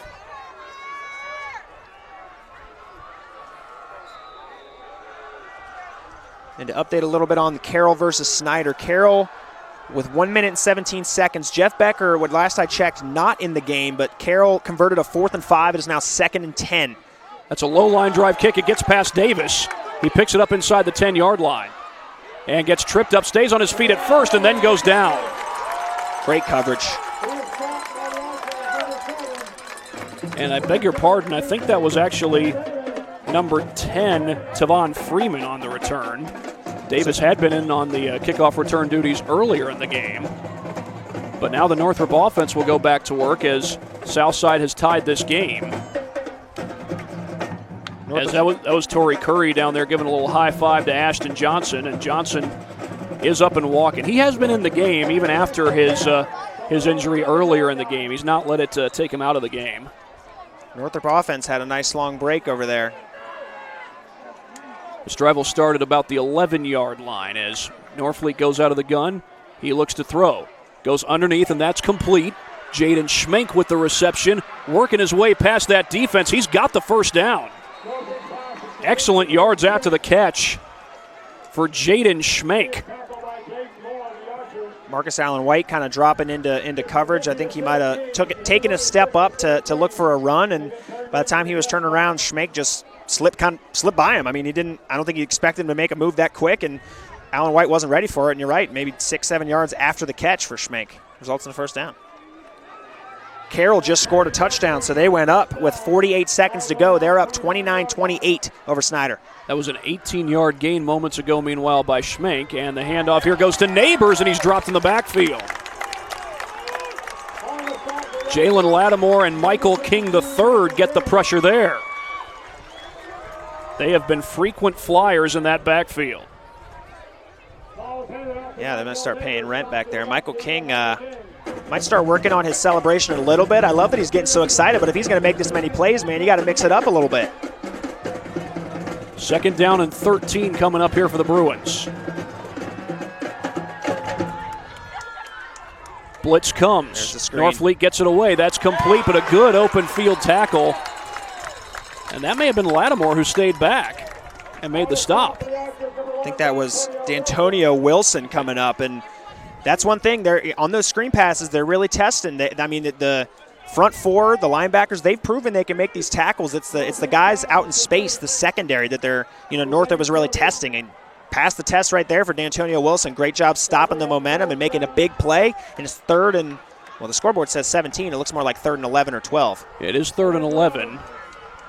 There's a 2-yard gain on the play. Norfleet takes the snap, gets some pressure, trying to get away. He'll take off and run, but he won't get enough, and there's Wilson again to finish him off. Great job. Michael King, I think, kind of made that play. Trevor Hapner might have fallen down on his pass rush, but even that forced Norfleet on his scramble to kind of second-guess where he was going, which paved the way for D'Antonio Wilson to come up and clean it up and kind of force him out of bounds right back to that sideline, and now Northrop's forced to punt once again. Been kind of, I don't know if it's been all Southside, but it's kind of felt like all Southside after a certain point here.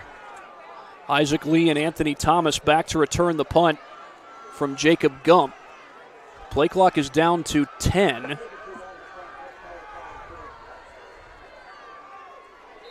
And that's going to be a flag. I think somebody on that line for Northrop rocked back.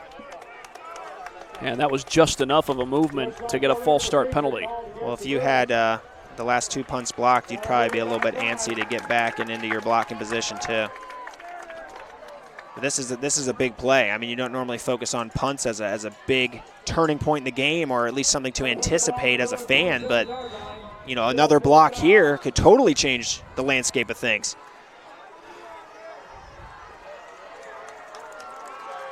Well, again, Thomas and Lee back to return the punt from Gump.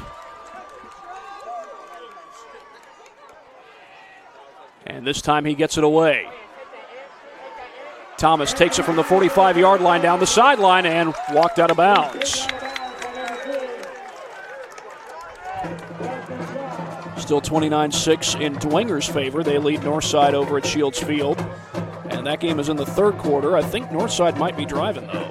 Carroll, I'm not sure if they went for 2. I'm sure they did to try and make it a 3-point game, but either way, if they kicked an extra point, they didn't get it. If they went for 2, they didn't get it. It's 29-28, 48 seconds left for Snyder, who appears to have all 3 timeouts, but so does Carroll. Carroll's about to kick that one off. Great game going on at Spooler Stadium.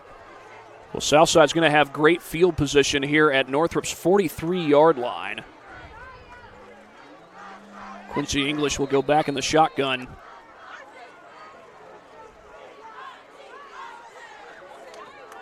No Jalen Lattimore out there right now.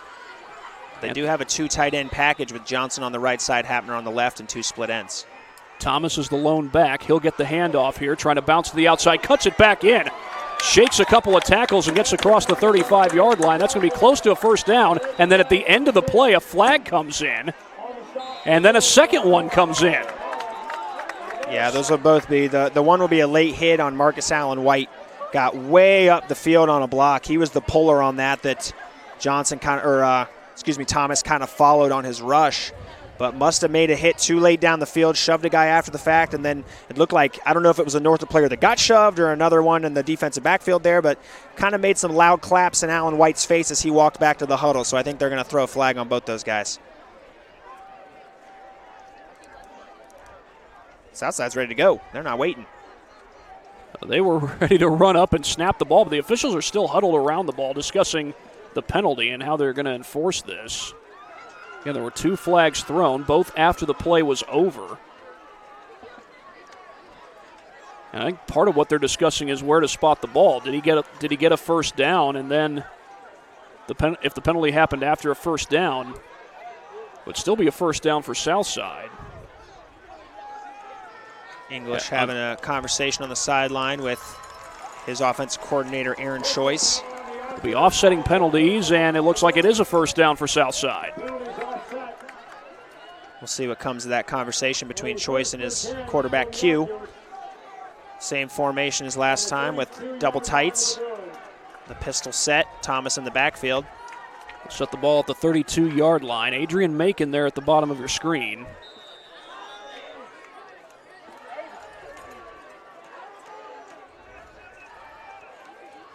Blitz comes, handoff to Thomas, cuts it upfield. Thomas with another good run, gets a first down, pounds off a tackler.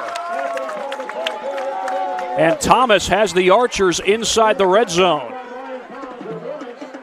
Isaiah Anderson, the puller that time for Southside. Thomas did a great job of kind of being patient, allowing the Northrop defense to over-pursue just enough for him to slip back where they were. No guy back for the cutback. Good vision by Thomas there. I like what he's done tonight. Southside driving. 1st and 10 from the 18-yard line for the Archers. That's Ashton Johnson at the bottom of your screen. Handoff goes to Gentry, and this time he is corralled behind the line. Yeah, great job that time by the Northrop front 5. Jerrion Reese and maybe Tavon Freeman was in on that? No, it was number 40. That would be Mark Honer instead. Both those guys kind of, I think it was just a zone step on that side by the offensive line. Just a step to their left, and both those guys did a good job of getting extension with their hands, being able to shed the block and make the play at the line of scrimmage. Northside is driving against Dwenger, but that game's in the 4th quarter. Handoff will go to Thomas, who's back in the game. Turns it upfield. Thomas, another good run, gets about 4, maybe 5 before he's pushed back.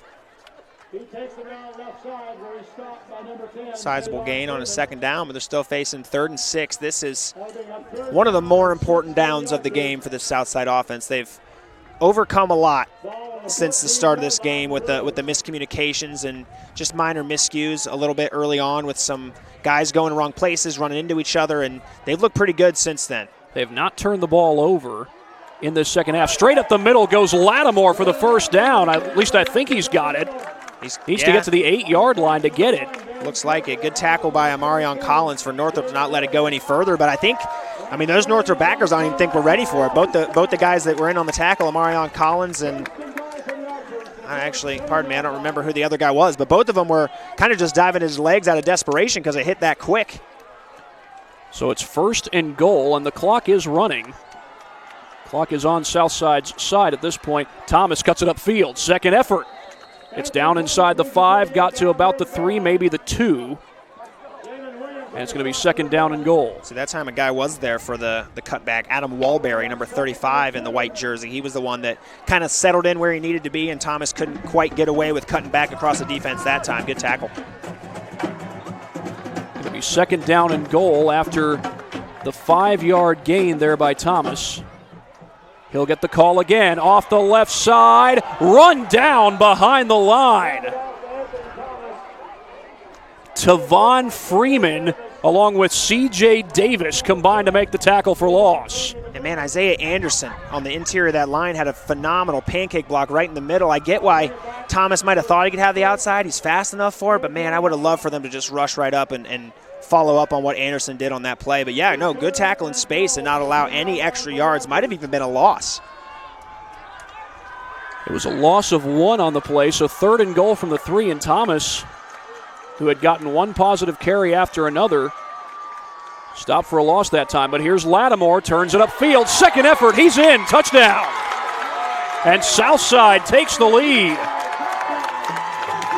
Northrop's defense was not fooled that time. They knew exactly what was coming. I think everybody here on the south side sideline knew what was coming on that play. But it doesn't mean you can always stop Jalen Lattimore. Nice little spin move at the point of contact, and his long arms, what is he, 6'3" or so? All he did was reach across. And he was 6'3", 225. Yeah, and he's all of it. And that time he used all of it and got in for the score. Southside taking a much-needed lead, man. They got all the momentum on their side right now. And now Hugo Huerta is in for the point after. Or are they going to go for it? I thought I saw number 13 come in, but no, they are going to go for it. They're going to go for 2. English going to go under center. And he will hand it off. That's Lattimore again, trying to get outside. Not this time. I think that was Johnson. They just did the You're same right, play to Johnson. the other side. I think he should have cut that one up a little bit, at least tried to muscle it in. Amarion Collins in on the tackle, among others, for Northrop. Yeah, and that is a huge stop for Northrop, because now if they get a touchdown, they'll have a chance to take the lead with the extra point. But Northrop's offense has been mostly stagnant for this game. They've had a few good gains, but other than that, this Southside defense has risen to the occasion. Yeah, no, I'm surprised that they didn't kick the extra point there. I like the aggression. I think that, what do you have to lose, I guess, if you're Southside? You haven't gone 1-1 in a season since 2009, which also happened to be your last winning season, right? So with all the excitement tonight, all the mojo on your side right now, I get it, but I like the safer play. Hugo Huerta is very capable of making an extra point. Even despite some of the penetration they've gotten on some of those, he is capable of making that. So we'll see if that comes back to bite them. But yeah, you're right. A good opportunity for Northrop, given an offensive push, to really make an extra point and make a difference in this game if they get that far. And I know Hugo Huerta missed a PAT earlier in the game, but I'm sure he'd love a chance to no doubt go out there and try to redeem himself. No doubt. And what's interesting, I didn't realize this earlier, he is the place kicker, but he's actually lined up next to Hapner, who's going to kick this one off, and he's going to run and cover the kick.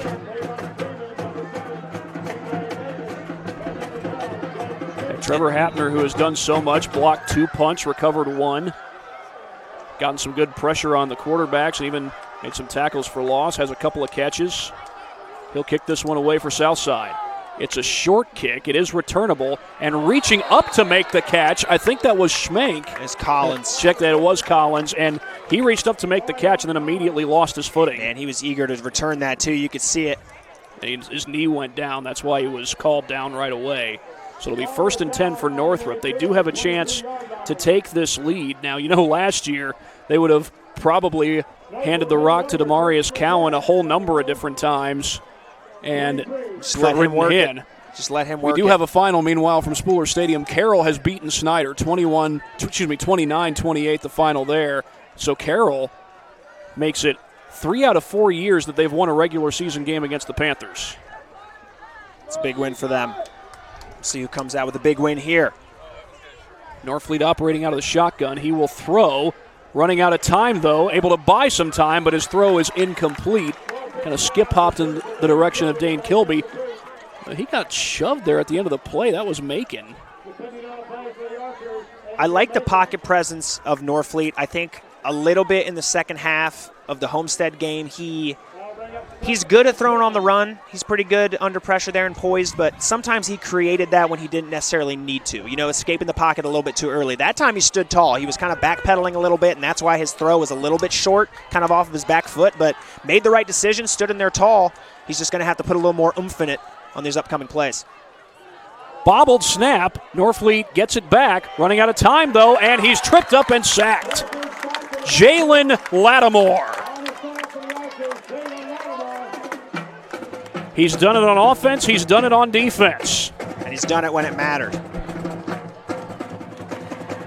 And the clock is running, and it's going to be 3rd down and 16. Meanwhile, Northside has scored. They've made it a 2-score game, 29-13 the score over Dwenger, but Dwenger is driving in the 4th quarter. Dwenger's certainly in a good position to be having the ball in Northside territory with a 16-point lead. Well, Ant Thomas is over here standing on the bench for a second, hyping up these students on the south side sideline. Norfleet looks to throw. Running out of time again, and down he goes. Did the ball come out? No, they pitched it off. They pitched it off to Collins. And then I think that was Freeman, Jermaine Freeman, who made the tackle in the end. Jermaine Freeman brings the drive to a halt, and Northrop's going to bring on the punt team. I think a whole army of archers was on that one, but pretty veteran move, I guess, to get that one away by Norfleet to Collins. That's kind of how they scored a touchdown earlier on the improvisation, but a little bit too late that time and a good recovery. So Jacob Gump is on to punt it away. I believe that's Thomas and Moore, or perhaps Thomas and Lee, who are back to receive the punt, and now a timeout taken by Northrop. That's their last of the game. Man, not what you want to see if you're the Northrop faithful with 4:06 left. Giving the ball back to Southside, you got no timeouts left. They're going to have to make some serious stops on defense here against the Southside offense who's feeling themselves right now. The Southside offense has run the ball extremely well. You know, last week Quincy English ran quite a bit, but this week he has run the ball, but he's been able to lean on his backs, Thomas and Lattimore, especially here in the second half. Yeah, it's kind of nice when he hasn't had to. I mean, there was the designed run, I believe, that went for 60-something yards last week? There was a 40-yard touchdown or so? Yeah, he had, I think he had like a 28-yard touchdown run where he got past a whole host of Concordia defenders. Yeah, he had a couple. He had a 40-yard run early, and then he had a 65-yard pass, and then ran in a 1-yard touchdown late in the game. So created 3 touchdowns there, but he hasn't really had to create much tonight. It's kind of just follow the plans, follow the blocking in front of him on both sides of the ball. I think that Southside has definitely the edge in the trenches on defense and might have it on offense as well. They've done a good job, and they're about to get the ball back after this Northrop punt. Dwinger still chewing up some clock. That's a high snap, just barely corralled, then dropped. And is that going to be a safety? Southside is all over that, and that's Trevor No, I think that's actually Wilson. D'Antonio Wilson who gets the stop. And they're not going to give him a safety, but it's going to be 1st and goal at right about the 1-yard line, it looks like. Michael King made the initial hit on there after Gump fumbled it, and I think it was Hapner that threw him down. I think D'Antonio Wilson was there to help celebrate in the end, but I do believe it was Trevor Hapner. That was awful close. I thought that was going to be a safety, but instead it's 1st and goal. They're putting it at the 1-yard line. As the scoreboard says the 1, where the down marker is, it looks like it's at the 2. But either way, it's going to be Southside football, and they can, in all likelihood, put this game on ice. Remember, Northrop is out of timeouts. I'll tell you what, the marker might say one thing, but the ball looks maybe even less than a yard from the goal line. I mean, we're a little skewed on our vantage point here, but still, it's rather close. 3:59 left on the clock. Southside kept Concordia from getting last week's game into a running clock scenario. Did not allow Concordia to go up 35 points in the second half, even though the Cadets did put up 35 points in the first half.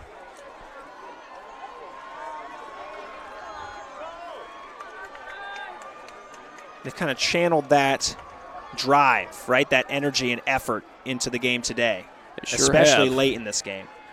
And the handoff will go to Lattimore, looking for a second effort. He surges forward and apparently did not get in. No, I thought he was a little bit short. It looked like English kind of had to reach a little bit more than he would have for the handoff there. I don't know if he just stepped a little bit too far out. They've run that play maybe 6 times already today, so it's not like he's out of repetition with it.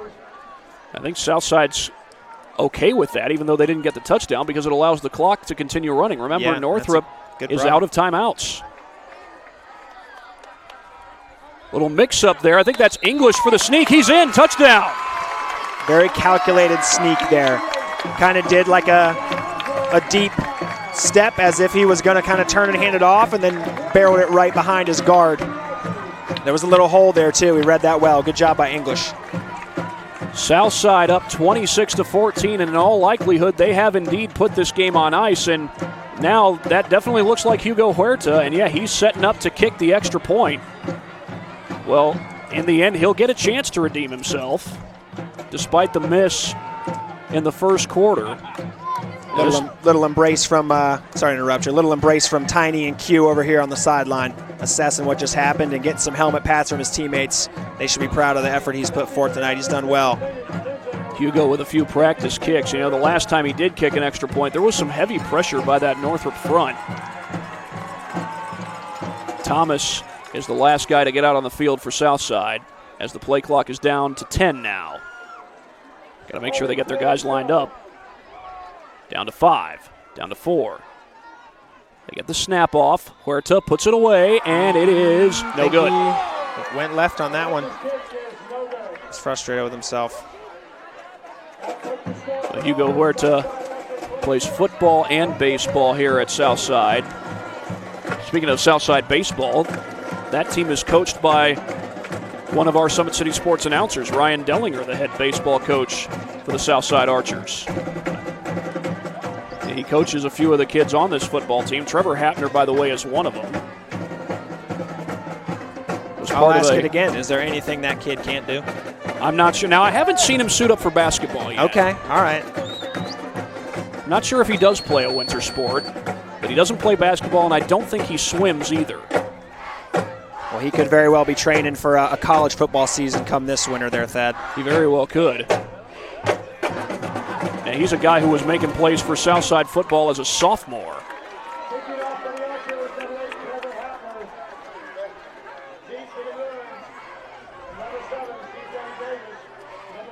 Well, if it's a time for Northrop to channel one of those big plays, the big play energy, it's about now. Well, they're going to need 2 scores in 3.5 minutes, and they're going to have to get it without taking a timeout because they don't have one.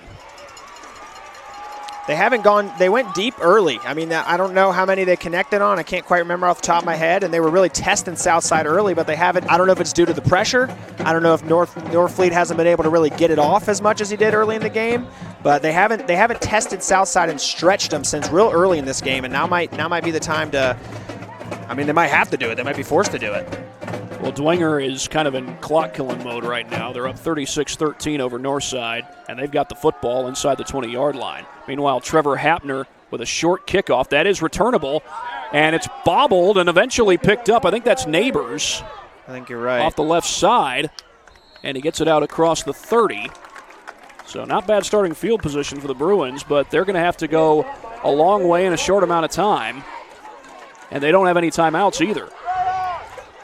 Now, if there's anything that they've one of the things they have going for them is you've had the missed 2-point attempt and the missed extra point the last 2 times Southside has scored. So you could technically get 2 scores and take the lead if you're Northrop. Yeah. But you gotta get 1 score out of the way, and again, That's right. You don't have any timeouts. Yeah, you got to get the first one first. This is a big deal. Northrop goes back home to take on Wayne next week. They lost to the Generals. They were the only team to lose to the Generals in the regular season last year, as Wayne broke a 1.5 long losing streak. Snap goes to Northfleet. He throws it short. That's complete to the far side. Russell Kilby out of bounds. Looked like he got about 6 on the play. I guess if there's a time to also go with your bread and butter, it's right now too. That's kind of been, especially to Kilby on the play. This is the one where they've really targeted that a bunch. You know, I've seen them hit that and pretty effortlessly a lot. So we might see that a couple more times throughout the duration of this game. Well, this might be a first for just about any level of football. I think the kicking tee got left there out on the field, and Eddie Bailey came out to grab it. But meanwhile, we do have a player down. Looks like it's one of the Archers. See, when I was in high school, we had somebody designated to go and get the tee after it was, if the kicker forgot. I don't know if he worked in tandem with the kicker to get that, but you're right. That is a first for me too. Well, right now they'll check on the injured player. Not sure if that. Oh no, it's not D'Antonio Wilson. There he is walking up on his own 2 feet. But we'll check and see who it is in just a matter of moments after this injury timeout. He's always been here, and they're getting better. I'm watching, Summit City Sports, man, they're doing an awesome job. And, I mean, that's a plug. Them dudes are doing an outstanding job. And I'm able to be in Nashville and watch games on YouTube that they're broadcasting, and I'm seeing the talent. And it is just truly outstanding. And, I mean, you guys have seen the talent that's in the NFL now from Fort Wayne, Indiana, the talent that's coming up now, and the talent that, is just here, man. It's really – Well, Michael King III is the player who was down. He's walking mostly under his own power, but a little bit gingerly. 26-14 the score. Southside with the lead over Northrop, and it's 2nd down and 2 for the Bruins. They're out of timeouts, and they need 2 scores in a short amount of time. Northfleet pumps, flushed out of the pocket, going deep. Double coverage downfield, and it is knocked away.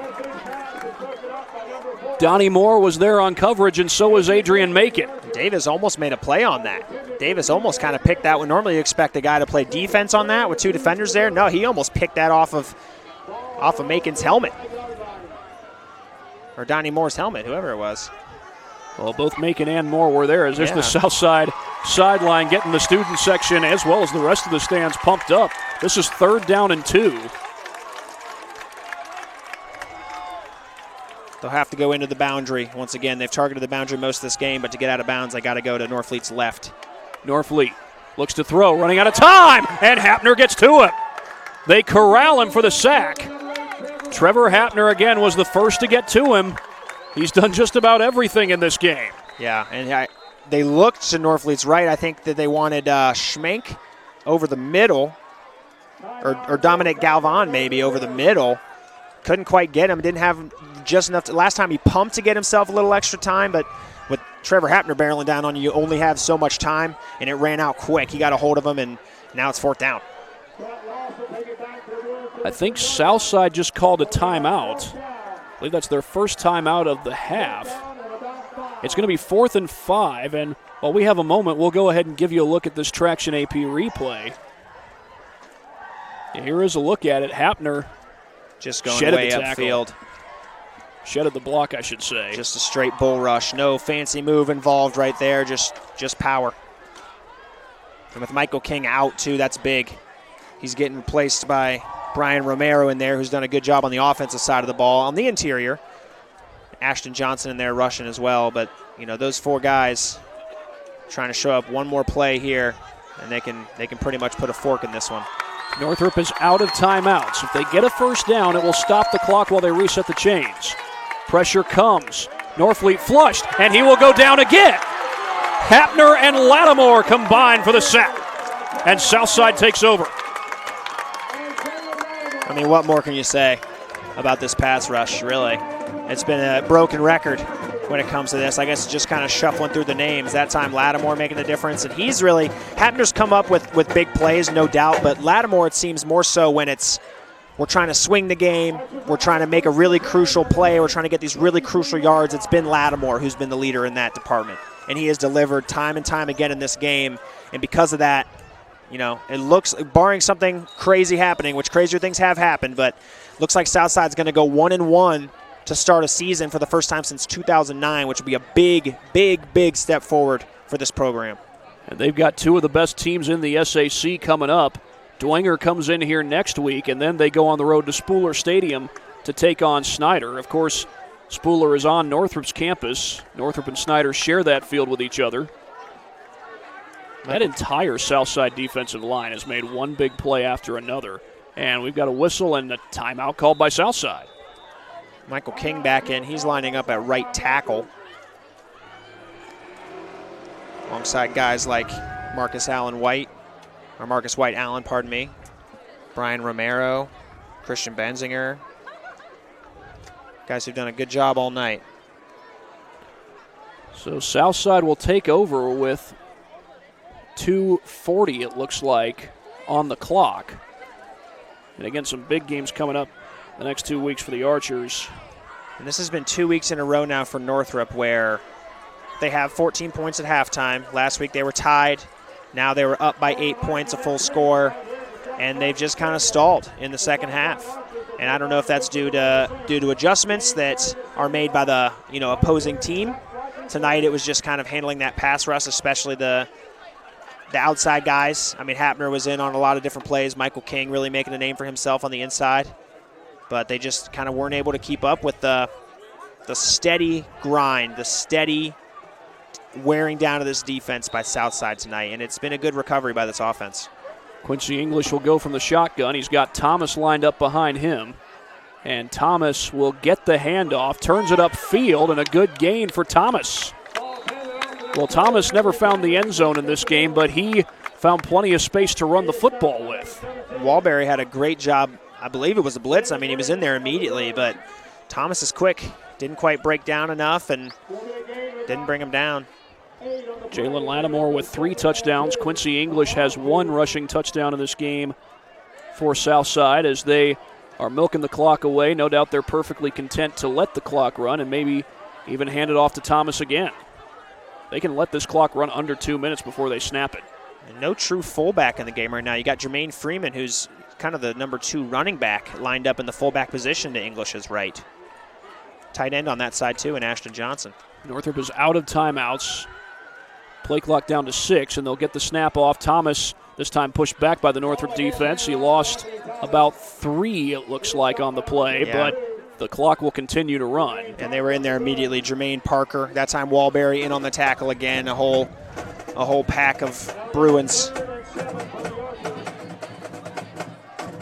I would not be surprised here if Southside let the clock run down to 59 seconds left before they snap it again. They have the luxury to do that. There will be about 1 second on the play clock if that's what they do. No, they're definitely taking their time. You got a couple conversations with a couple of the guys. Ashton Johnson receiving word from Tiny Lee, the head coach, and Quincy English having a conversation with Aaron Choice, the offensive coordinator. Now both of them are running back to the huddle. But, yeah, you're right. They got about 5 seconds. I don't know if they'll try and get this one off or they might not get it off. Oh, they did just in time. Well, they'll give it to him. The handoff goes to Thomas. Picking his way through the line, he gets up to about the 15-yard line, which I believe is going to be short of the first down. Now, Southside will have to run one more play, but there will probably be about 10 seconds on the clock when they snap it. That'll give, if they don't get the first down, that'll give Northrop enough time to come out and run just about one play probably. Again, it's a 2-score ball game, and Northrop is out of timeouts. There's about a 9-second difference between the play clock and the game clock. So if they do decide to snap it instead of taking a delay a game or something, and they don't get the first down, depending on what happens, Northrop end up with the ball with 5 seconds left possibly. Play clock down to 2. They get it off, and the handoff will go to Thomas off the left side. And he might have gotten the first down. It's going to be close. Yeah, the spot looks, it's right at the line, but the looks clock like they're just beyond it. The clock has run out. That's going to be the end of the game. Southside wins it. They go to 1-1 on the season. And some big games coming up, but Southside takes care of business against Northrop before the big dogs come in here. Well, Dwenger will come in here next week, then they'll go to Snyder. But Southside takes care of business against Northrop. Yeah, I apologize for not having a live stats going for this game, but I would estimate that Michael King had maybe 3-4 sacks, Jalen Lattimore 2 touchdowns himself and a 2-point conversion. Also had a sack or 2. Trevor Hapner 2 blocked punts, had a big 25 or so yard catch that kind of set some momentum, set the table early on. I don't know who you pick as the player of the game. I think any 3 of those guys could do it for you. But, yeah, good performance by Southside, especially in the second half, overcoming 3 turnovers. Some nice plays by Northrop to set those in motion and kind of get their offense going. But all that in the first half. Southside totally owned the second half. And they got the first win because of it. I mean, 26-14. Definitely some special teams things to still clean up. But overall, good showing from Southside for sure.